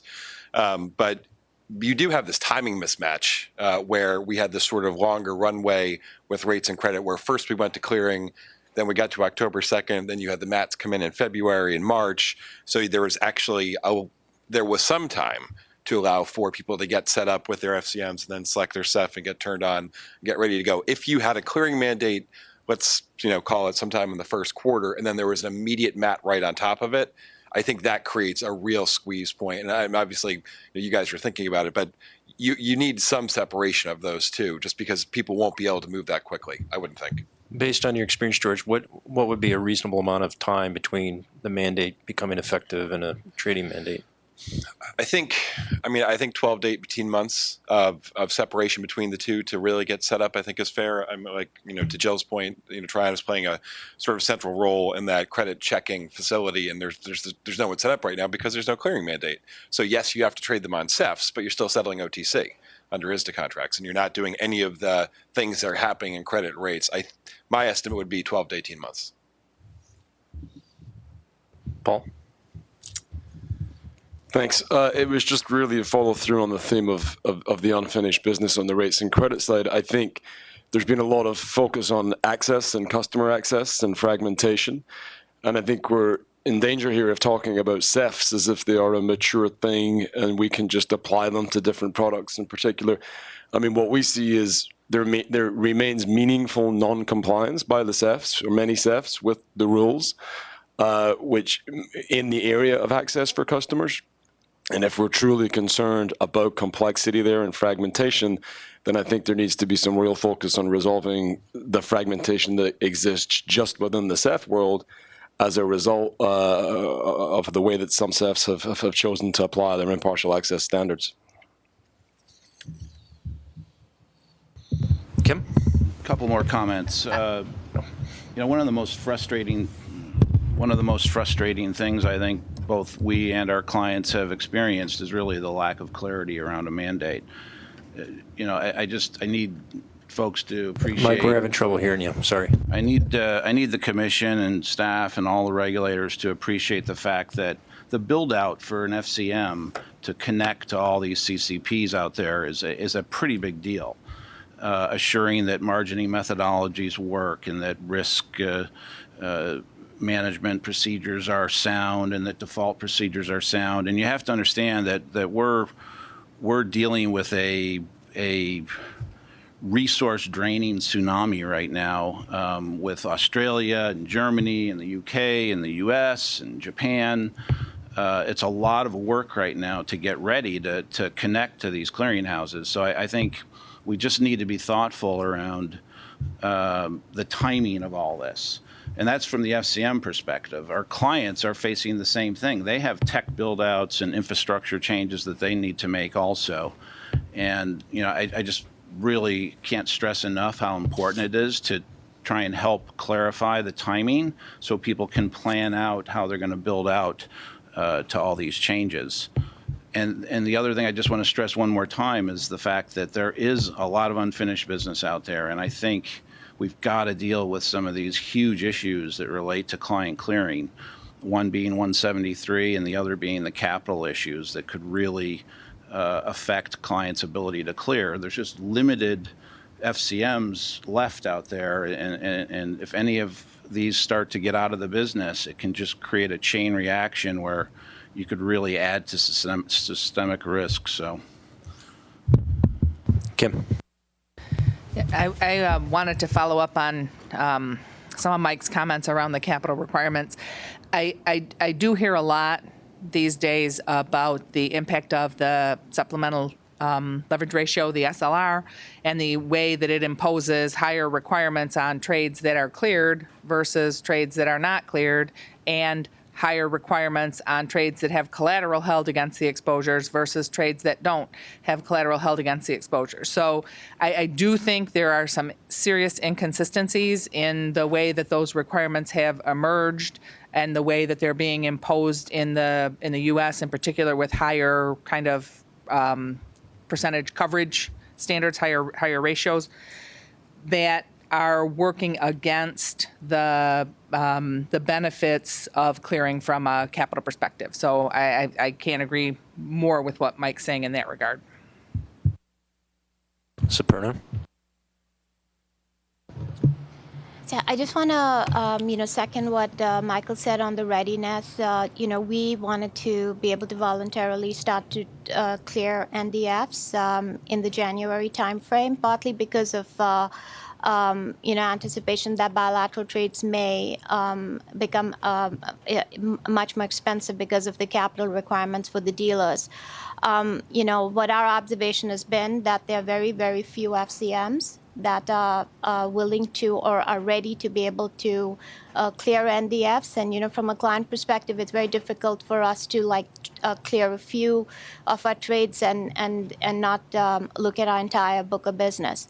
And then just, one point that hasn't been raised is around the termination of your positions. I think, David had highlighted like the need to be able to have orderly unwinds. Currently, my understanding from NDF or cleared NDFs is that if you want to terminate a position, prior to maturity, your line items actually don't disappear. So if you had a situation where, for some reason, an underlying client wanted to, liquidate the position, either move to another asset manager, what have you, those positions would continue to exist. You could mitigate the risk, but you can't actually eliminate the trades. So that to us, is a little bit concerning. Like we'd like, especially if we have time, we'd like that resolved ahead of a mandate. Gavin? Thank you. I hear Superna's comments. As you can appreciate, having run an FX NDF clearinghouse for 2.5 years, funds are tight to develop new things. Many end users have been very helpful in defining what they need for compression, and that is ready and easy to build. We've learned it in the interest rate swaps market, and we know how to do it in the NDF market. So there are an awful lot of people watching today in the coming weeks to decide whether money should be spent to develop those things, but it is a short delivery timeline.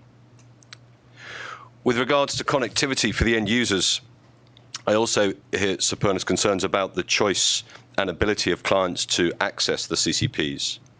I think a lot of FCMs hide their light under a bushel. We have 3 FCMs live, as Rodrigo alluded to earlier. A 4th FCM goes live next week. We have 2 FCMs who are live but haven't posted their default fund contributions and thus don't show on our website. So that's 6. We have 8 members in testing, of which 3 are FCMs. That takes it to 9. And we have 7 members with letters of intent, of which 4 are FCMs, taking it to 13. The view from them is, well, it used to be we're waiting for the mandate. After the 1st of October and the 9th of October, they're sort of waiting to see the outcome to see whether they should step out and show their light from their bushel, post the default funds and provide the full choice to the end user. So I'm confident that in a very short space of time, the functionality for packages and compression and the breadth and depth of choice required by the end user to access the CCPs will be in place, certainly before the end of Q1 next year.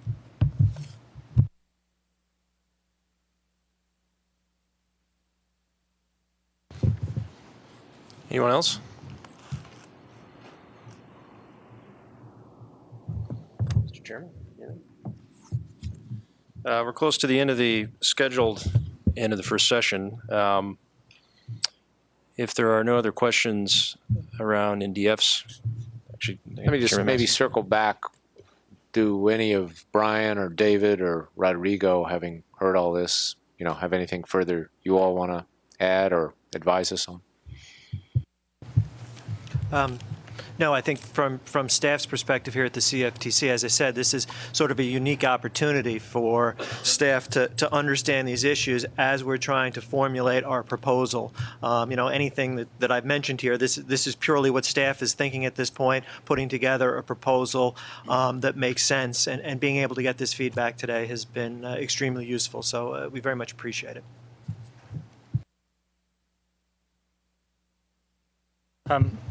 Just 2 points from my perspective. First, I'm very interested in Superna's last comment actually about the complexities of unwinding positions, and something that I think could usefully be teased out a little bit more. And the second point is, I guess one point we haven't really discussed is the appropriate maturity to which to apply clearing mandates, and that's something I'm very interested in. And I'd encourage, as there are public consultations, I know Rodrigo loves fan mail, so please get some consultation responses in that talk to the appropriate maturities, because I definitely think we need to get that right, and therefore we need some evidence to back up the maturities that are subject to the mandate. Rodrigo? Nothing much to add. It was very illustrative for me, the discussion. I picked up a couple of points that I think we should also follow up, like one about disharmonization of product definition that was mentioned before, and that I'm interested on learning a bit more about that. But it was a very useful and interesting discussion for us. Yeah.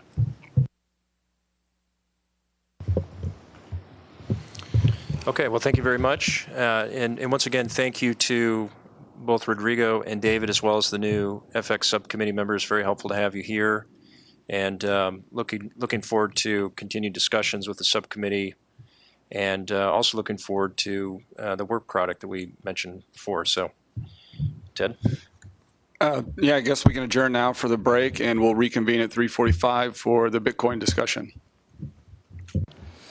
I'd like to call the GMAC meeting back to order and turn to Commissioner Wiegand to introduce the speakers we have here today to talk about Bitcoin and the derivatives market.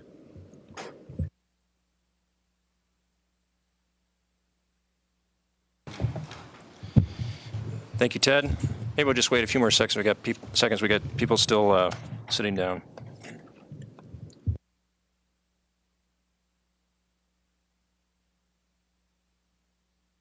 Hey, while we're waiting, I just want to say thanks to the folks who are going to be participating in the next panel. Unfortunately, I'm going to have to go in about 10 minutes, but really appreciate everyone's participation on this issue, and I look forward to hearing what I can hear today and getting informed later as to what else was said. Thanks. And thanks again, Commissioner Wiegand, for organizing this. Thank you, Mr. Chairman. We have our next panel here to discuss the topic of cryptocurrency derivatives. And here to help us with that, we have Jerry Brito from the Coin Center, the newly created Coin Center, I believe. Professor Houman Shadab, I hope I'm saying that right, from the New York Law School. Tim Byen from BitPay. And Lenny Naura from Terra Exchange. And Tom Leahy from the CFTC staff. So welcome to each of you. Thanks again for coming today. And I think we'll start with Tom, who can go through some of the new and novel issues or challenges that have been raised by the filing by Terra Exchange, as well as through discussions with other platforms who appear to be poised to also try and submit a contract for listing. So, Tom. Thank you, Commissioner Wiegand. The agenda says I'm going to discuss the process for self-certifying Bitcoin. Tom, can you speak up? And can I ask it may just be me that's hard of hearing, but I'd appreciate it if everyone can speak up. It's not. Okay. So the agenda says I'm going to be speaking about the process for self-certifying Bitcoin derivatives, and I'm going to use our experience with Terra Exchange as a case study, if you wish. So Terra Exchange had self-certified a Bitcoin non-deliverable forward contract, subsequently listed that contract for trading on the following business day in accordance with the self-certification procedures of Commission Regulation 40.2. It should be noted that any contract listed that is self-certified and listed for trading pursuant to 40.2 has not been approved by the Commission. Normally, staff conducts an in-depth review of a new contract after receiving the self-certification filing to verify compliance with the Commodity Exchange Act. However, given the limited review time for a new product certification provided by the Commodity Exchange Act, Commission staff generally encourages DCMs and CEFs to send draft filings for innovative contracts prior to self-certification. This allows staff to raise issues or express concerns, ask questions before the contract is listed for trading. Terra Exchange provided draft filings to Commission staff. With any new contract, staff assesses the contract terms and conditions to determine its compliance with Core Principle 3, that is the contract not readily susceptible to manipulation. Appendix C to Part 38 of the Commission's regulations is referenced as an acceptable practice for Core Principle 3. For cash-settled contracts, such as the Bitcoin swap, self-certified and listed by Terra Exchange, the cash settlement price should be not readily susceptible to manipulation. It should be reflective of the underlying market for that commodity. In addition, it should be a reliable indicator of the cash market price and acceptable for hedging. Staff raised questions about the Bitcoin index that Terra Exchange initially proposed to use to cash settle its contract. In this respect, there are very few prices used to calculate that index, and the calculation methodology might result in an index that is not robust. So Terra Exchange responded to staff questions by developing a proprietary index that addressed those questions. The Terra Index uses inputs from several Bitcoin exchanges, and it is calculated using a volume-weighted methodology that also trims outliers. Backtesting of the index showed that the index consistently reflected prevailing Bitcoin prices and that the index was not influenced by outlier prices. Staff also raised questions with respect to core principles 4 and 5, which are monitoring of trading and the ability to obtain information, respectively. Core Principle 4 requires a CEF to be able to monitor for price abnormalities in the index and requires methodologies to resolve the threat of manipulation or distortion. Core Principle 5 requires a CEF to have the capacity to carry out international information sharing agreements as the Commission may require. So Terra Exchange provided a demonstration to Commission staff concerning how they would monitor trading activity in the Bitcoin market, and that it had contracted with a third party for regulatory services, including market surveillance. In addition, Terra Exchange entered into an information sharing agreement with each Bitcoin exchange that provides prices for the calculation of the Terra Bitcoin Index. And Terra made signing an information sharing agreement a precondition for inclusion in the Terra Index. Having largely addressed staff questions during the draft review process, Terra Exchange self-certified their Bitcoin non-deliverable forward swap contract and is currently listed for trading. Thank you. Thank you, Tom. We're going to go a little bit outside of the order of the agenda. I think it might be more natural to have Lenny speak next just because he represents Terra Exchange, who obviously has listed and designed the contract. So, Lenny, do you want to go with your presentation? Sure. Thank you, Commissioner. I'm Lenny Nuwara from Terra Exchange. Just want to first thank Commissioner Weejan for his opportunity to speak. It's been a number of months that we've been working with the staff here, as Tom just spoke about. We originally started this back in March, and it's been a great process that involves a lot of people, and we'd like to recognize the staff for the amount of time that they gave us in working through this. So today, Lenny, a little closer to the mic, please. Sure. Today we're going to speak about the demand for this instrument, why we created it, the process to self-certify. I'll just touch on briefly because Tom Leahy just did a great job at that. We'll talk about how the contract actually operates and then how it's traded on Terra Exchange. So we can just go those 4 things and then we can get off to the other speakers. So we have some slides that they might want to turn on. Look at that. Thank you in the back room. So first off, the demand for the US dollar Bitcoin non-deliverable forward. The Bitcoin community, which you're going to hear a little bit about from my fellow speakers here, is much larger and much broader than most people realize. There are merchants accepting Bitcoin as a method of payment. There are payment processors, one of which is here today, that has 40,000 merchants worldwide accepting payments in Bitcoin. There are miners. These are miners not with hats and picks, but nonetheless, that's the phrase in the marketplace for those that are generating the Bitcoins. There'll be a little technical conversation about how that happens. There are wallets, places to store your digital commodity. You'll hear that phrase in a little while as well from some of my colleagues.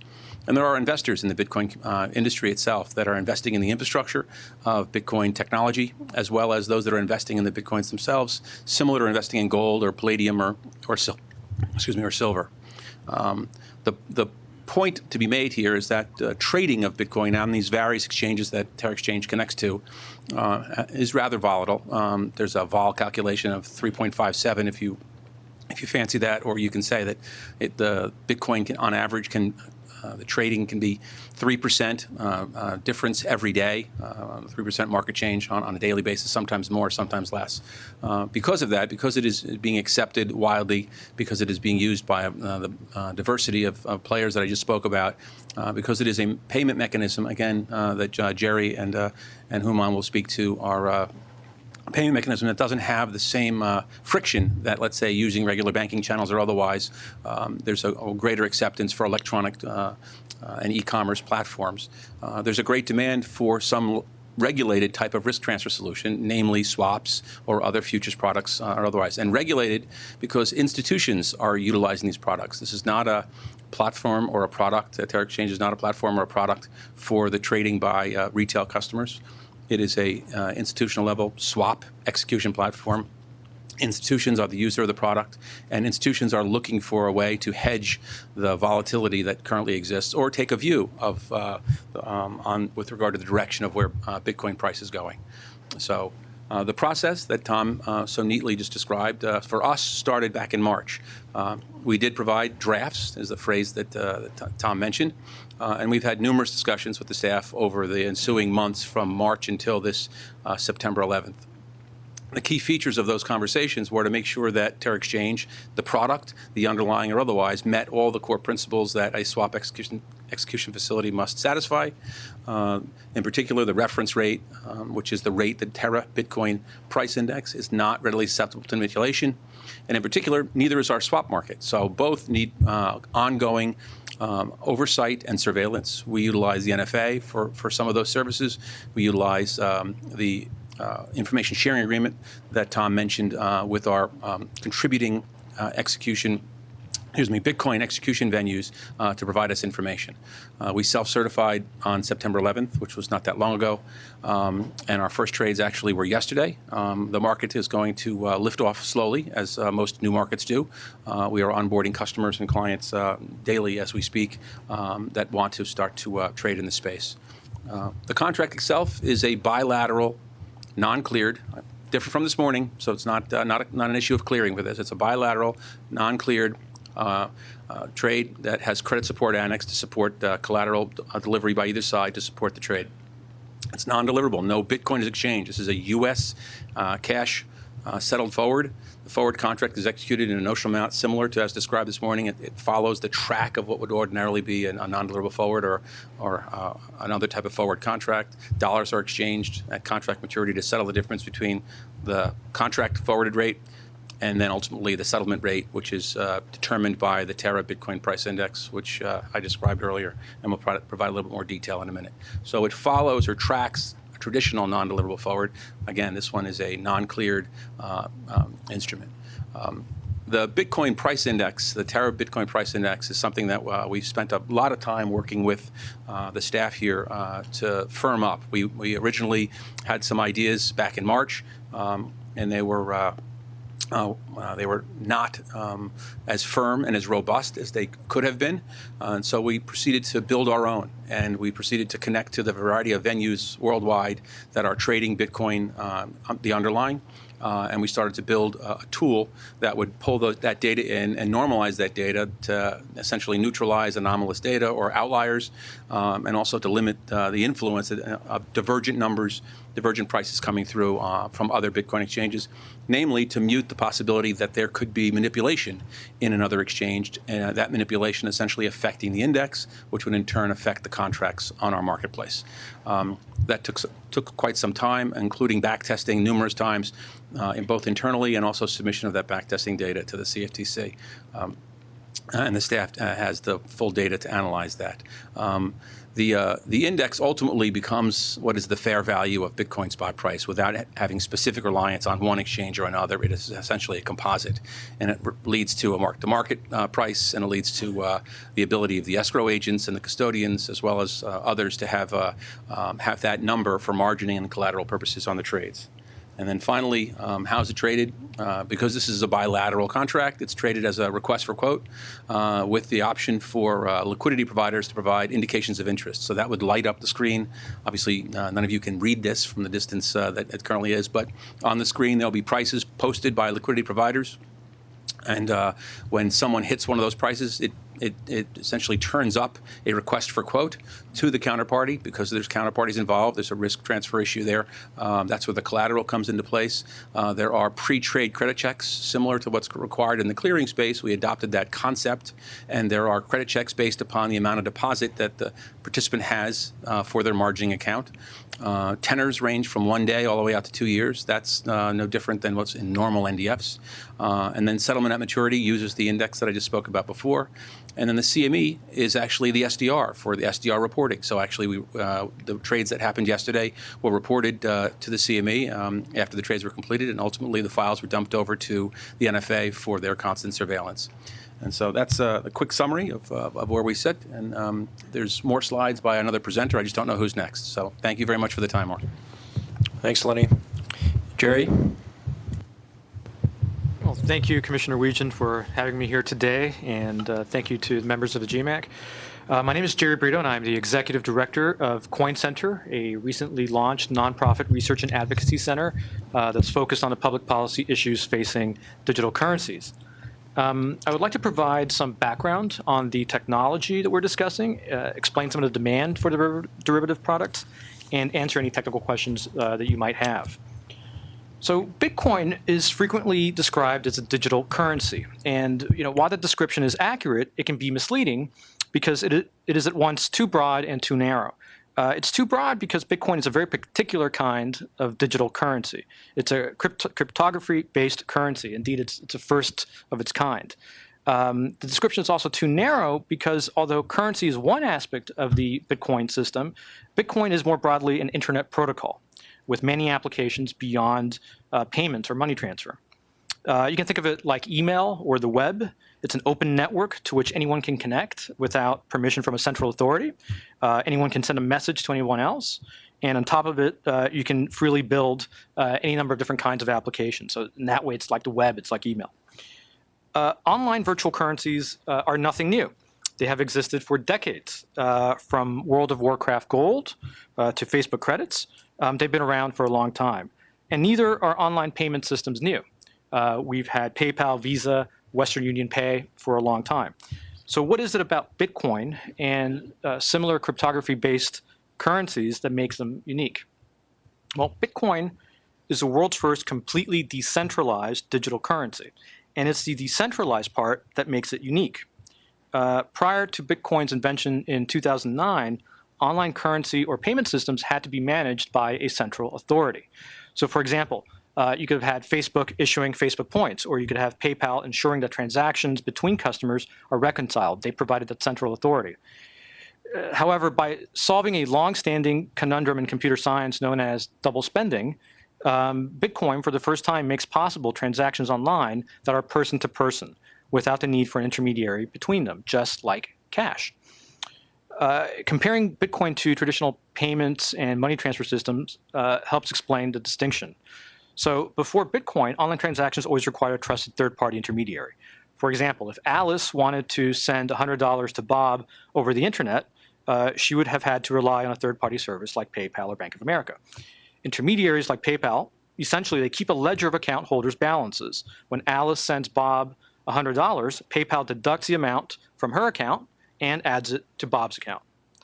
Without such intermediaries, digital money could be spent twice, right? Alice could send $100 to Bob by attaching a money file to a message, but just like with email, sending an attachment does not remove it from one's computer, right? Alice would retain a perfect copy of that money file after she had sent it. So she could have easily spent it a second time, sending it same $100 to Charlie.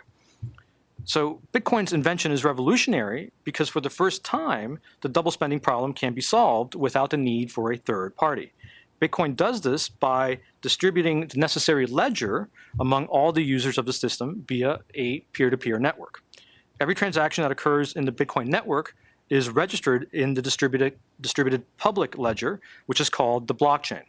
New transactions are checked against the blockchain to ensure that the same Bitcoins have not been previously spent, thus eliminating this double spending problem. The global peer-to-peer network, composed of thousands of users, takes the place of the intermediary. Alice and Bob can now transact online without a third-party intermediary.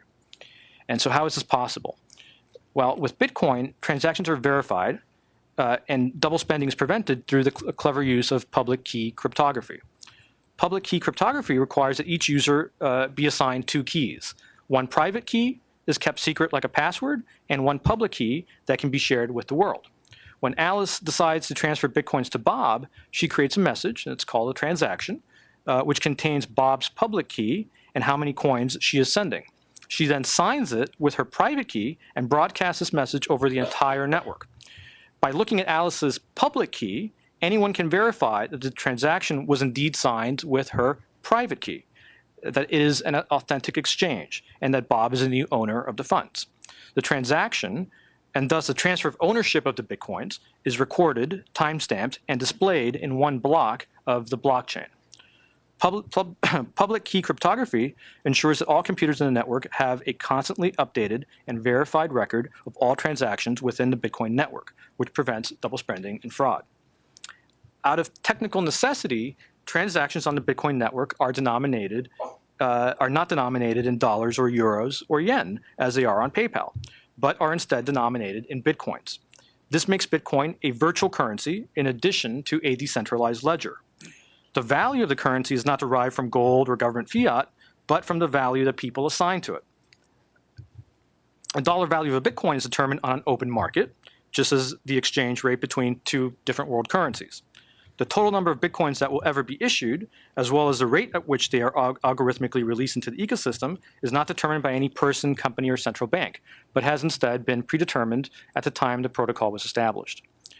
To date, Bitcoins have represented money at a floating exchange rate, and the Bitcoin network has been employed as a fast and inexpensive means of money transfer or payments. But there's no reason why particular Bitcoins could not represent something besides money. If we conceive of Bitcoin simply as tokens, then other applications become apparent. For example, we could agree that a particular Bitcoin, or indeed an infinitesimally small fraction of a Bitcoin, so as to allow for many tokens, we could all agree that a particular Bitcoin represents a house, a car, a share of stock, a futures contract, or an ounce of gold. Conceived of in this way, the Bitcoin blockchain then becomes more than just a payment system. It can be a completely decentralized and perfectly reconciled property registry. Bitcoin is therefore an open platform for innovation, just like the internet itself. In fact, Bitcoin looks today very much like the internet did in 1995. Some dismissed the internet then as a curiosity, but many could see that such an open platform for innovation would allow for world-changing applications to be built on top of it.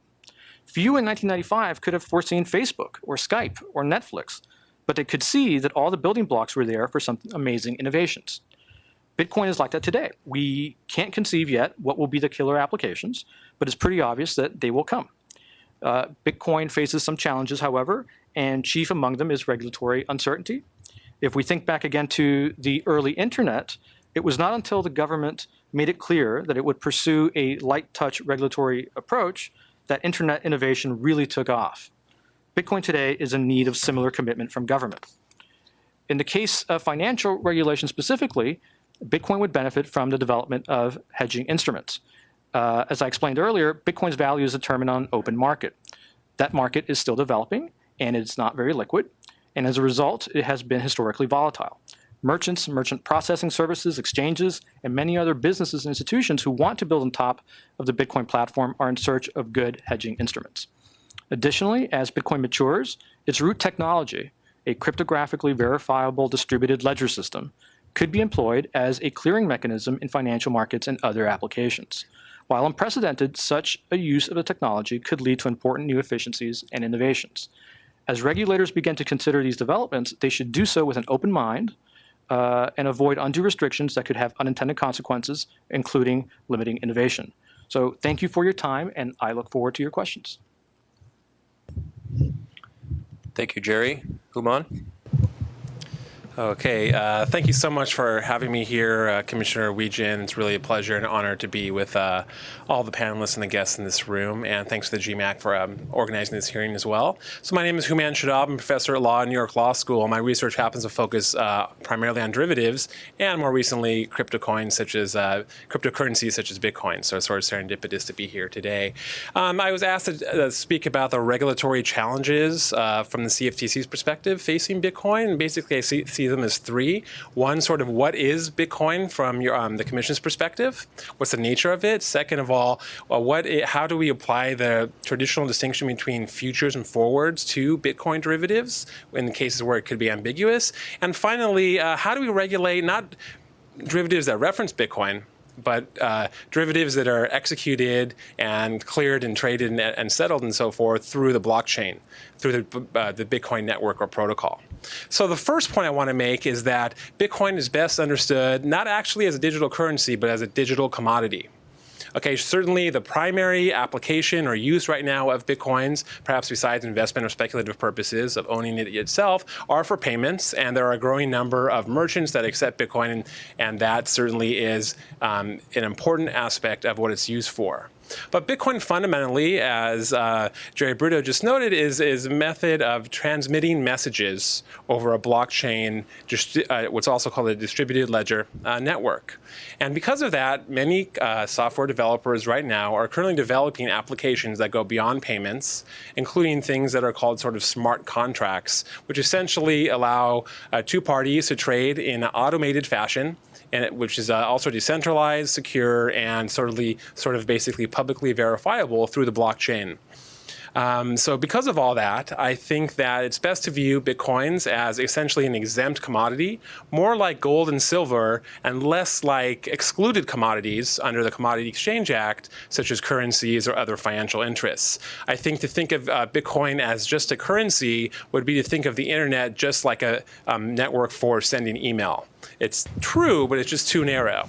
And perhaps I don't mean to throw you off, but you made that distinction between excluded versus exempt. Help us understand a little bit more why that might matter. Yeah, I think it might matter from the perspective of regulators because, first of all, it wouldn't bring into the equation sort of regulators, including banking regulators and monetary authorities that may be more concerned about currency type issues. Second of all, for the more nitty-gritty type details with respect to the Commodity Exchange Act, being an exempt commodity pretty much means that Bitcoin would fall and look more like a intangible commodity that can be physically delivered as opposed to, let's say, a currency. So we wouldn't think, when we think about regulating maybe Bitcoin swaps or Bitcoin's futures versus forwards, I think what we think about are the deliverability aspects of it and not so much whether, for example, a Bitcoin swap falls under something that looks like the NDF classification or something that looks like the Treasury exemptions for physically delivered certain FX futures and forwards. So it's subtle. At the end of the day, it might not matter too much for how the regulatory structure wraps around Bitcoin, but I think that for a bigger picture idea, it is sort of important to classify and just get the conception right about what exactly Bitcoin looks like from your commission's perspective. And so given that's the case, the sort of second challenge is how do we apply that traditional distinction between futures and forwards to this digital commodity Bitcoin? And often we distinguish, or courts and the commission distinguishes between futures and forwards based upon whether or not they're deliverable, physically deliverable or cash settled, whether or not the contracts are standardized, whether or not the platform serves as a central counterparty, and whether or not maybe the contracts are fungible as well. That's important, of course, with respect to futures and forwards, because forwards are basically do not fall within the jurisdiction of the CFTC, certainly not like futures contracts. And if you look at some of the platforms that are currently being developed with respect to trading Bitcoin derivatives, some of them sort of fall in between. And it's hard to determine, I think, whether or not certain contracts are futures for Bitcoin or maybe forwards. And for example, so maybe one case study here is setting jurisdictional questions aside, is the ICBIT or ICBIT platform, which calls itself a futures exchange, which says it's selling Bitcoin futures, yet nonetheless, and the contracts are relatively fungible. They're basically 1, 2, 3 month standardized futures contracts of everything Bitcoin. On the other hand, the platform doesn't serve as a central counterparty, and it entails physical delivery.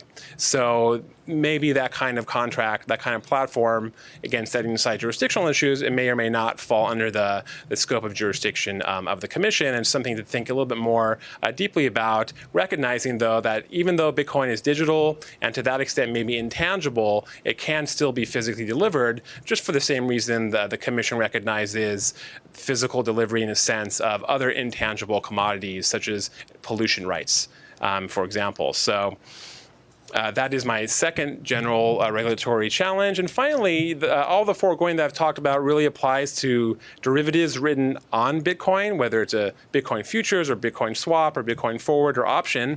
But there's another type of sort of Bitcoin derivative, and that's really a smart contract, a derivative that's enabled and basically that goes through the Bitcoin blockchain system. And what's interesting about these contracts is that, like many other aspects of the financial markets, they're sort of programmable ahead of time. So maybe if you had a Bitcoin, or excuse me, a blockchain futures or a smart futures contract, you could program, because futures are already sort of by definition sort of standardized, all of the terms of the agreement except for the price, so the quantity, the maturity, and so forth, and then maybe the internal processes of the software application that applies to the blockchain could help determine the price. And although many of these smart contracts platforms and applications are currently works in progress, many companies and organizations are developing the underlying code to implement these types of agreements. Two or three aspects of these that programmers or developers are starting to identify as being important are: one, multi-signature authentication to sort of verify and authenticate different aspects of the agreement or different types of the performance as the contract proceeds. Escrow services as well to sort of segregate and safeguard parties' capital or other assets, and sort of and oracles, what's called an oracle, which is basically a part of the application or a separate one that sort of interacts with the outside world to essentially incorporate or provide a data feed to the agreement, so that it sort of operates properly. And certainly in the financial instrument space, we could see how interacting with the outside world, including prices and so forth, would be important to execute that.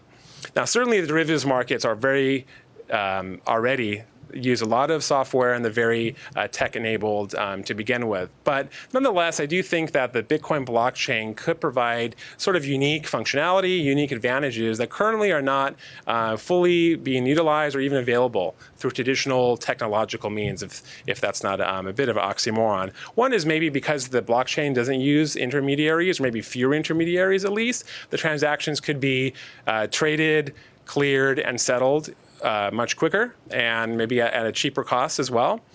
Furthermore, you could probably build in, let's say, the 23 core principles that futures exchanges are required to abide by into the very code itself. And if you embed those types of rules into the agreement ahead of time, one question is, well, maybe that these types of transactions should qualify for an exemption under traditional rules that would otherwise be applicable to a contract that essentially provided for, let's say, future delivery of a commodity, whether it's actually physically delivered or cash settled. Finally, another potential advantage of a Bitcoin futures, a blockchain futures, is that it could actually allow for integration with other markets better than current futures markets do, in the sense that if there is sort of one universal blockchain or blockchains that interact with each other on a global basis, it could allow for futures markets to be more integrated with, let's say, securities markets, and even for futures markets to maybe be more integrated with commercial markets. And you could imagine at some point that a physical producer of agriculture would automatically purchase, in a sense, or be entered into in order for a futures agreement if the projected price of a commodity goes below a certain point in the future. So my last sort of just conclusion here is that given that it may be possible, and certainly many of these concepts are sort of potentials and projections about what technology may look like in the future, which is always sort of inherently difficult to do. But given that it may be possible for regulatory policy objectives to be achieved through the blockchain, to be achieved through software, through code, and embedded into the contract rules themselves, the Commission may want to think about or consider exempting these types of agreements from the full scope of the regulations to sort of balance consumer protection, market stability, and systemic risk with innovation and progress. So thank you so much for hearing my remarks, and I really look forward to the discussion. Thank you, Professor. Tim? Yes, good afternoon, everyone. Thank you for inviting me. My name is Tim Byun, Chief Compliance Officer of BitPay. Thank you, Commissioner and members of GMAC, for this opportunity. I have just maybe 5 minutes of prepared comments, and also to address your 2 initial questions, but I would love to address any further questions that you may have. And I think based on your look with the distinguished panelists here, there's going to be quite a few questions.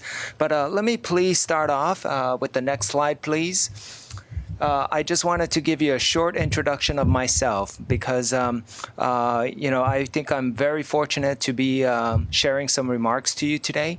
As I mentioned, I serve as the Chief Compliance Officer, but I also spent 5 years at Visa Inc. as their anti-money laundering officer and head of credit settlement risk. Publicly disclosed on their 10Q, Visa has about $50 billion of credit risk on any given day. Prior to that, I was a regulator for the Federal Reserve Bank and the FDIC for about 15 years plus. I also worked for a commercial bank in their credit corporate underwriting department. So I hope my background can shed a little more light.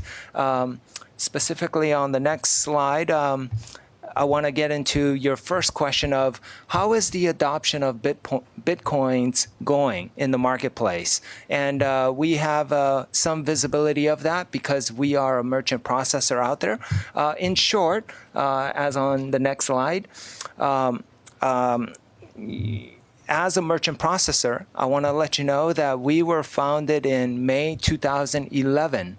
Bitcoins were, the white paper was conceived 2008. Bitcoins, the first version or first block of Bitcoins came out in 2009.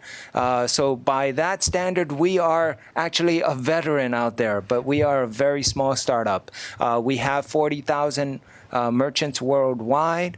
On the next slide, we have about $32 million of investment capital from our venture capitalists, and we have just a few of those names out there that you can see. Index Ventures from the UK, Founders Fund led by Peter Thiel, Horizons Ventures supported by Li Kai-shing, RRE associated with prior CEO of American Express, and Felicis Ventures. We have about 75 employees worldwide. BitPay is headquartered in Atlanta, and we have colleagues all over the world, as you can see. On the next slide is the adoption slide. Here is a glimpse of, as up to date to August 2014, how many transactions we do per month. And as you can see, we've been hovering about 40,000, but from a year ago, it has significantly or exponentially increased. And so we see adoption from our point of view being very robust. I want to also present you this public chart from Blockchain, where they measure or provide charts on the entire Bitcoin system, and you could see that the total transactions there steadily increasing over time. This is a 2-year look-back chart. So I think the adoption is great. Is it in the main street? No. Is it in Wall Street? It will get there, but currently no. So it is a very experimental currently. I think you are seeing significant startup capital being invested in the marketplace. I believe year to date, 2014, there's about $300 million dedicated or invested in Bitcoin ecosystem startups, such as ourselves. And so it is progressing very nicely or very robustly. Your second question asked to start, what is the possible use of derivatives or Bitcoin instruments? And I see it in kind of 3 categories. For Wall Street, for your market makers, or even ecosystem exchangers that need to build the infrastructure and the idea of how to use Bitcoins. And I think they will build up the ecosystem. It could also be used by in Wall Street for trading purposes as a principal or an agent. It could be used as an alternative asset class for your money managers on the buy side. Corporations such as BitPay could use it to hedge our treasury operations as we need to pay on the merchant side or settle their transactions, which we see every day. For individual or sophisticated investors, they could diversify their holdings or even speculate on Bitcoin's, the prices itself. So I'm sure especially in this conference room, you have a better perspective of what's possible on a derivative scale. And with that, I'll leave it up to open for Q&A. Thank you very much, Tim. We are now joined by Commissioner Giancarlo. I don't know, Chris, whether you would like to make a few remarks at this point? Okay. Okay. First, I'll open up to the group. I don't know whether any of the members have questions of the panelists. We could start there. I have a couple of my own.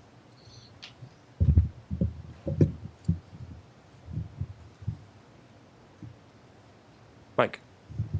Yeah, I just had a question as far as, we had some pre-read that was from George Mason University, and in the reference it was all kept referring to it as a digital currency.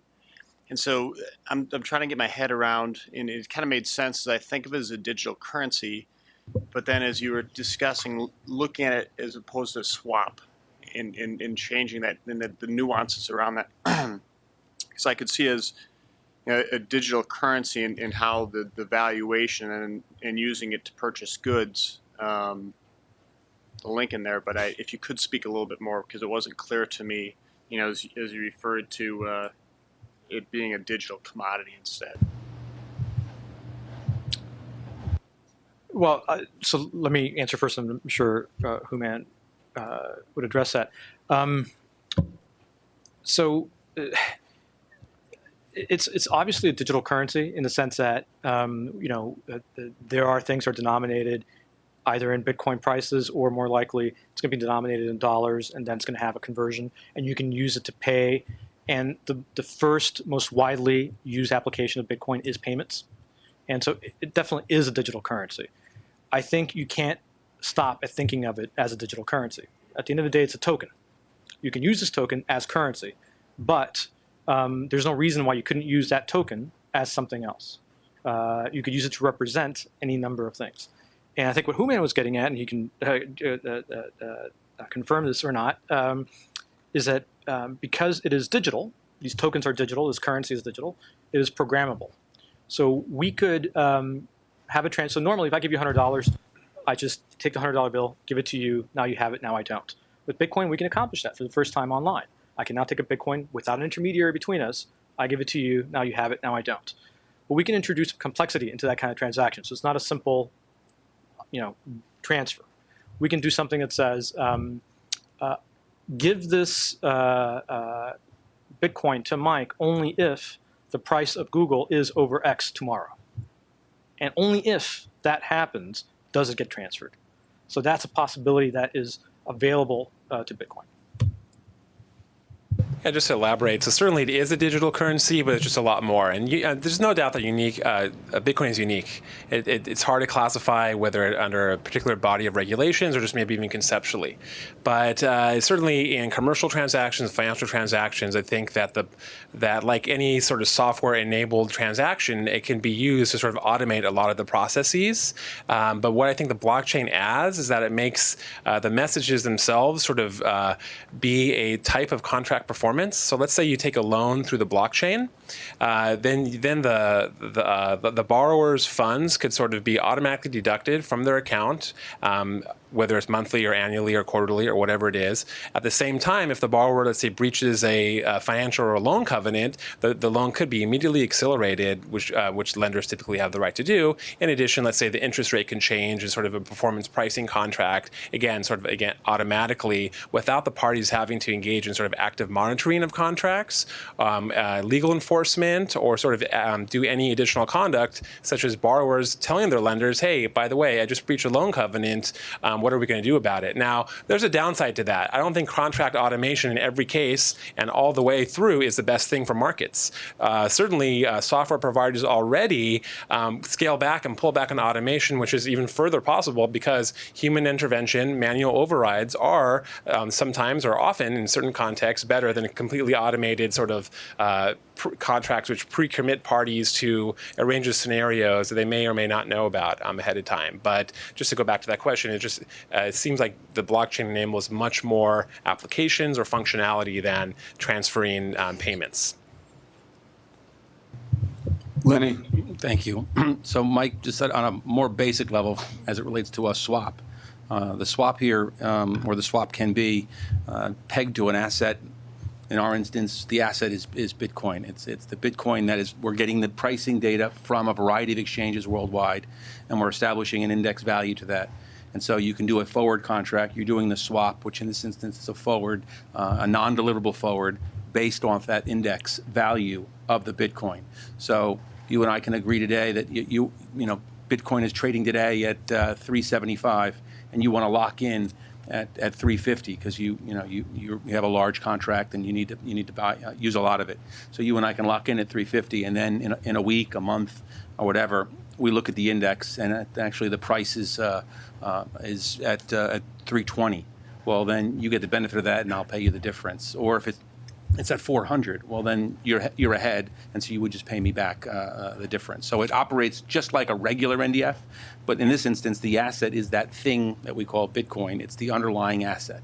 And in our application, the 40.2, we labeled it just an asset. It's a digital asset is one way of calling it, but the point is that it's an asset that we use the index to establish what the price is, and that we put the swap structure around that, and that's the very simplest way. Helpful. Dan. One of the issues discussed in the paper involves the degree of anonymity available in the Bitcoin exchanges themselves and the corresponding potential for money laundering resulting from that. And I was just wondering if you could explain further the response in the paper to that concern. It didn't. I wasn't sure that it was entirely satisfactory. I was just wondering what your thoughts are on that. Sure. So on the Bitcoin blockchain, payments are pseudonymous. They are neither identified nor anonymous. Let me give you an example of that. So if you think about a cash transaction is completely anonymous, right? So you and I can meet at Union Station, and I give you $100. You give me a bicycle. We part our separate ways. I don't know your name. You don't know my name. There's no record of that transaction ever happening, the time, the place, the amount. It's completely anonymous. That's cash. Then you have a credit card transaction. That's completely identified. The credit card issuers know your name, my name, and there's a record kept of the amount and the date and the time, sometimes even the purpose of the transaction, perfectly identified. Bitcoin transactions are in the middle, are between the two. So every Bitcoin transaction is recorded, the time, the amount, and the two Bitcoin addresses from which payment went from one address to the other. And that is recorded in the public ledger known as the blockchain, and it's public. Anybody at any moment can go online and see all transactions that are happening right now or that have ever happened. And there's a perfect record of all transactions available to you, to me, to law enforcement, to anybody. Now, these addresses are simply random, essentially random strings of letters and numbers that are basically like an account number. So it says from account number XYC123, this amount at this time to this other account number. So you have a perfect record, but it's not tied necessarily to a particular identity. Now, you have exchanges. So if I want to acquire Bitcoin, I have dollars in my bank account. I want to acquire Bitcoin so I can use something in one of BitPay's merchants. What I do is I'll go to an exchange. I happen to use something called Coinbase. It's a very popular service. Coinbase complies with FinCEN's regulations, and so they do AML and KYC, so they identify who I am. At that moment, I am tied, my identity is tied to an address. And so it's actually, there's some other folks I could refer you to in the computer sciences who are looking at how easy or difficult it is to de-anonymize Bitcoin transactions, and it turns out it's a lot easier than some folks think it is. Sorry. Could I add a few comments to that and hopefully shed some light? Yes, Bitcoin transactions are pseudonymous, or in your words, anonymous, but it's really what you're really seeing is real-time, almost like a ticker that goes across the NYSE ticker. You see IBM getting crossed 100 shares at $104. But you don't see on the ticker who is buying or selling that. When you eventually pull that record and find the broker-dealer, you can see who the broker-dealer was. If you examine the broker-dealer, you could see who the ultimate party is. Similarly, when Jerry buys something at a merchant, BitPay as a merchant processor conducts the KYC on the merchant, our customer.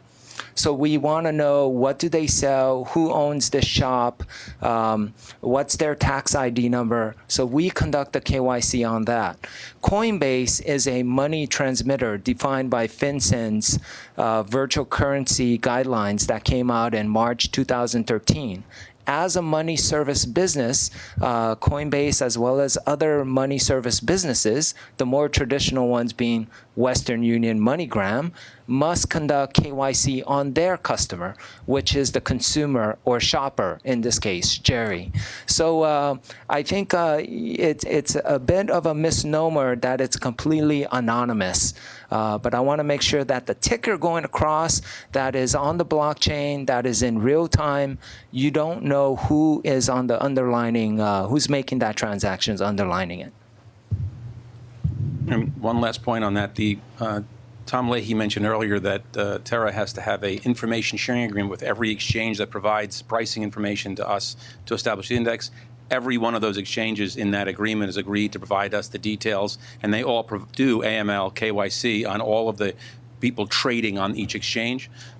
Exchanges that do not provide that information to us cannot feed us information. So we're not ascribing to anonymous trades that are happening out in the marketplace. Superna? I have just basic question on the mining component of Bitcoin. Like if you could just explain a little bit what happens there, because it seemed like from the pre-reading, there's a limited number of Bitcoins there, and then over the next 120 odd years, they'll get unlocked based on computing power.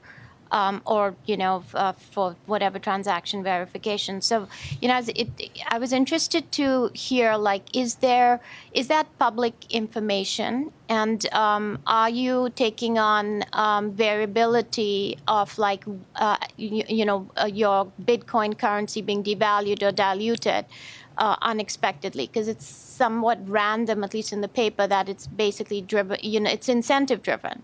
So how many people are going to be trying to unlock these Bitcoins? That's a great question. So it's sort of there's this idea that the processing power necessary to mine Bitcoin is ever increasing. That's not actually the case. It's variable. And I'll tell you what the variability is. The Bitcoin network essentially looks to see how many Bitcoins are being issued in a given time period. Usually it's 2 weeks. Every 2 weeks it looks, this is, when I say it's very difficult because there's no central server.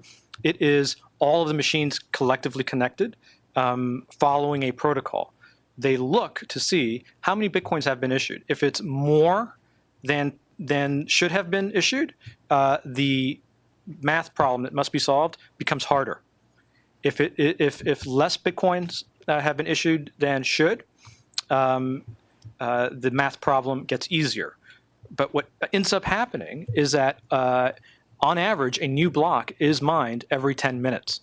And every 10 minutes, 25 new Bitcoins are introduced into the money supply. And that is predictable.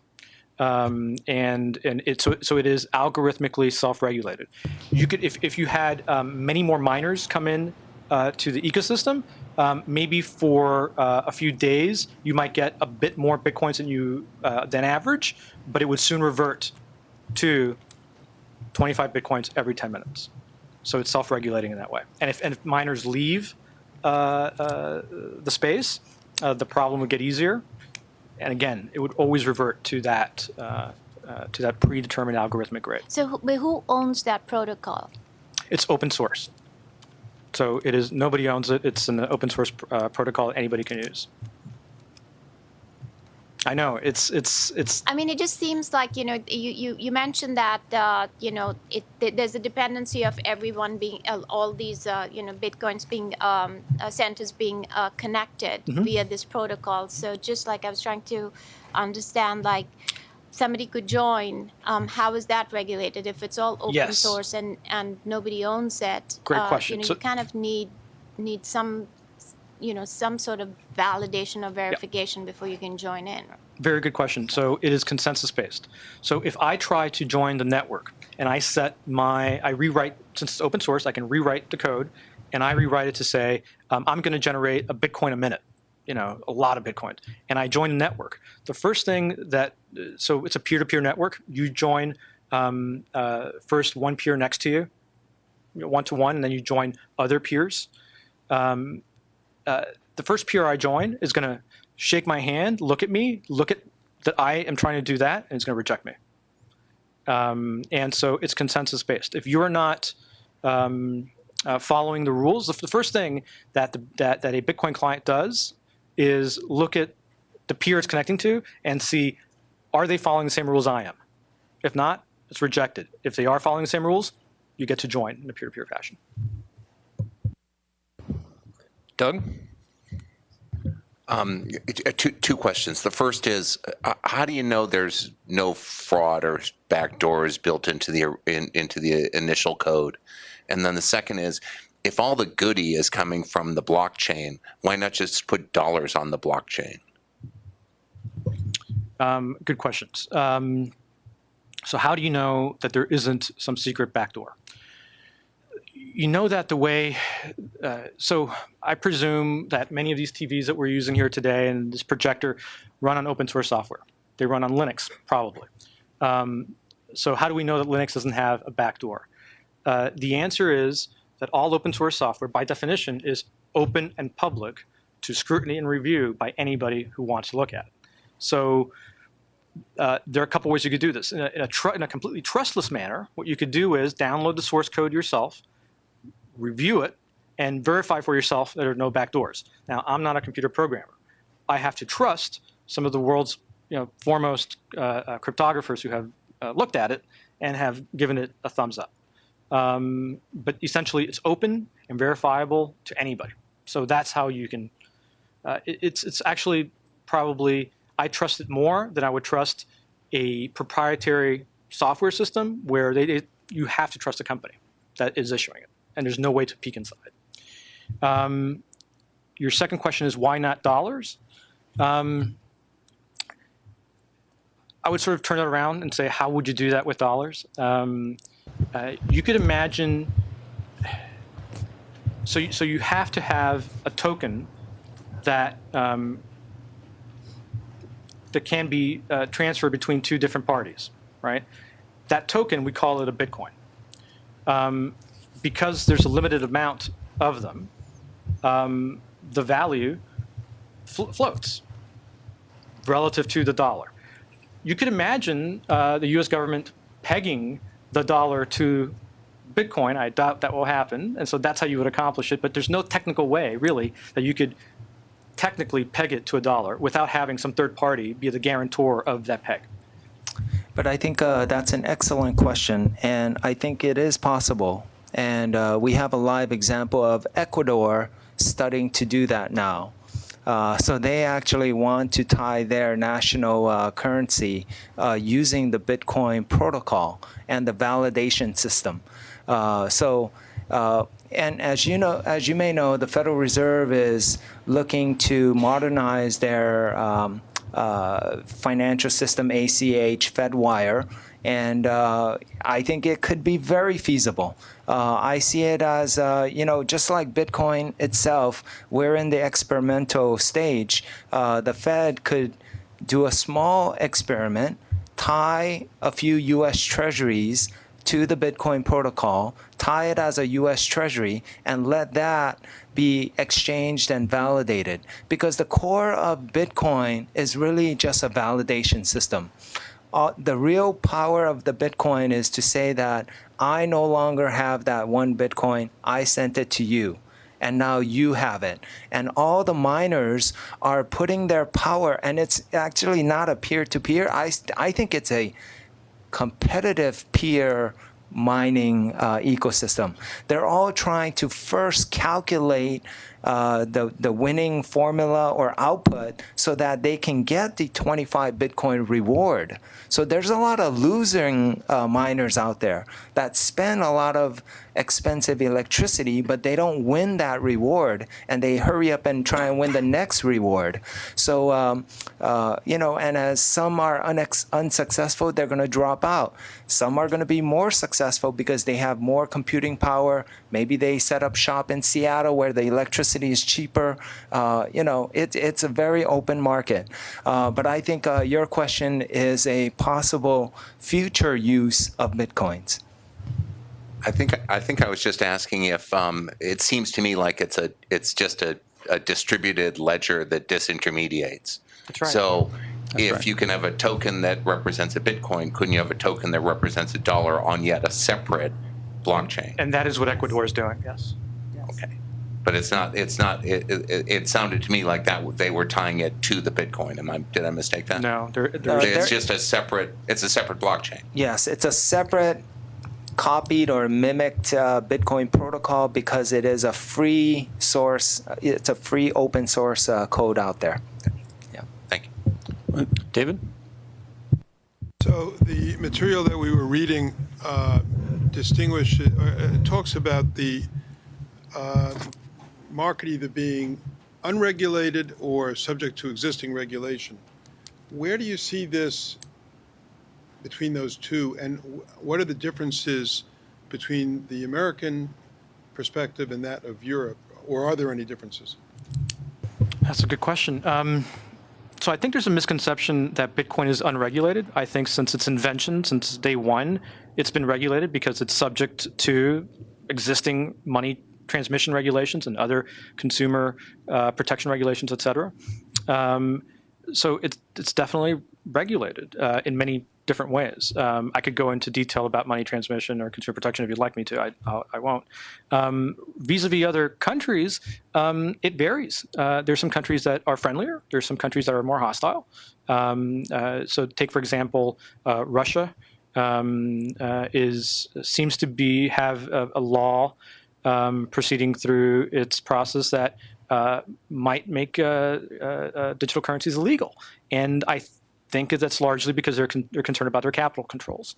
You have other countries such as, I'm blanking now, Amsterdam, or that's the city in the Netherlands. Thank you very much. That have been especially friendly. The UK recently, the Chancellor of the Exchequer announced that he wants the UK and London to be the capital of Bitcoin finance, and he wants to initiate a proceeding to figure out how to open up that regulatory space there. So there seems to be a bit of competition right now to attract that investment and attract that innovation.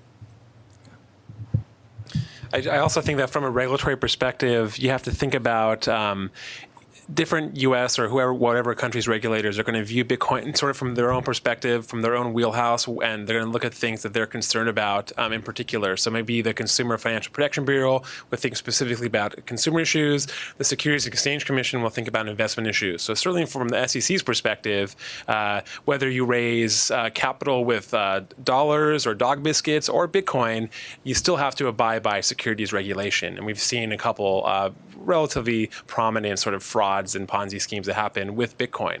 And so coming back to the sort of commission here, I think that, I think that Bitcoin is regulable in a good way that can still achieve the policy objectives while fostering really important innovations in the marketplace through contract structure and market structure as well. I think on some level that regulators need to let Bitcoin developers sort of put their money or their Bitcoins where their mouth is and say, listen, if there is a system that you think that can sort of revolutionize or upend finance by making it disintermediated and decentralized and cheaper and so forth and faster, you should try it and try to see what sort of policy objectives in terms of consumer and investor protection and market protection you can achieve as well.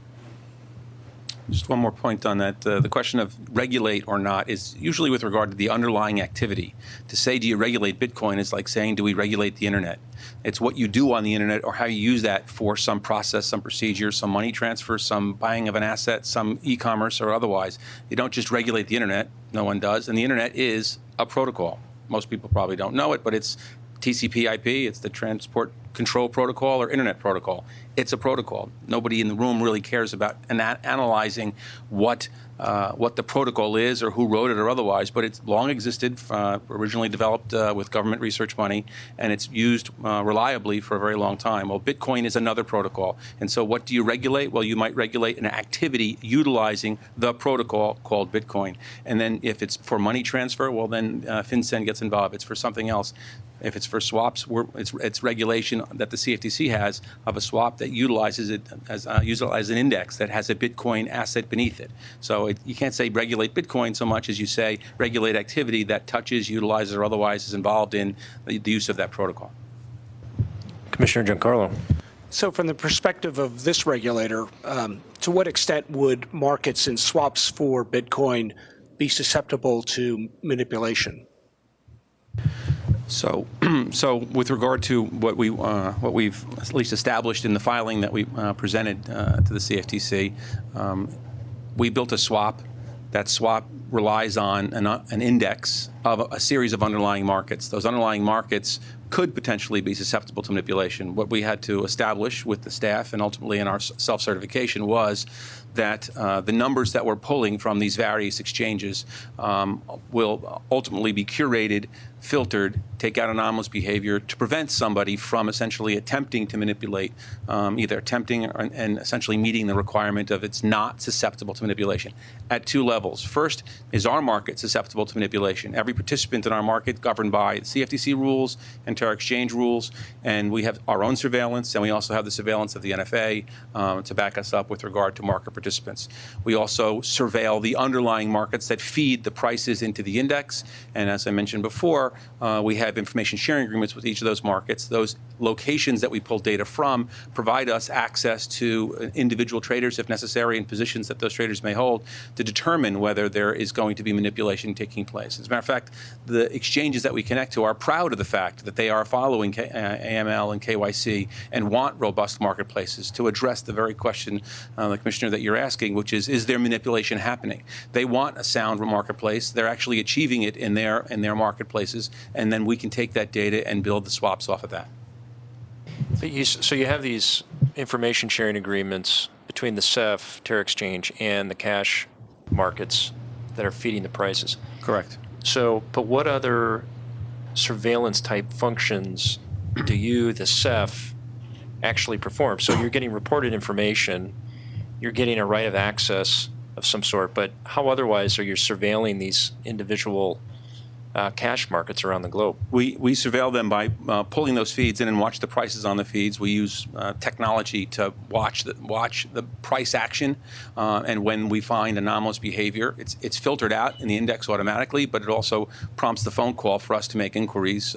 During the analysis period between March and when we ultimately filed, there was activity on one of the exchanges, for example, that essentially looked like someone could be doing something. It triggered flares, flags on our system to advise us, hey, look out, go look at this behavior, which we did. We made the phone call, spoke to the technology personnel, and also spoke to the underlying controllers of the accounts. They said, no, this is, we know these players. There's nobody moving the market in a particular way. There's no wash trades, no this, no that. So we have that information at our disposal so that we can constantly monitor. Commissioner Giancarlo, anything else? I think that's going to bring the meeting to a close. We've gone over time. Thank you again very, very much. Just one last point I'd like to make on Bitcoin. Obviously, there's relevancy here in taking up this topic today in light of Terra Exchange's filing. As I mentioned before, we expect that we're going to receive other filings from other platforms as well in the very, very near future. I was interested to hear some of the remarks by the professor about these applications that could be made of this technology in a way that's actually useful to our space, the derivatives space, And it just seems like, based on what I've learned, some of those applications could be so compelling that it would be a real mistake for us as a commission to not make sure we're staying on top of these developments, not because we want to do anything other than understand the developments, because it seems like this protocol, the Bitcoin protocol or something like it, is very, very likely here to stay. So the more information and education we can do on this now and try and stay somewhere in an appropriate spot on the curve, the learning curve, seems to be a very sensible thing to do. So I thank all the panelists for being here today. Very, very helpful, very useful. Tom, thank you for representing the CFTC staff. And I'll turn it back over to Ted. No, I think we're good. I want to thank everybody for coming. I want to give a special thanks to our staff, Margie Yates and her team, for doing all this work that goes on behind the scenes. It's a big lift for us, but I appreciate everyone coming today. And as the DFO and temporary chair, I now adjourn the meeting.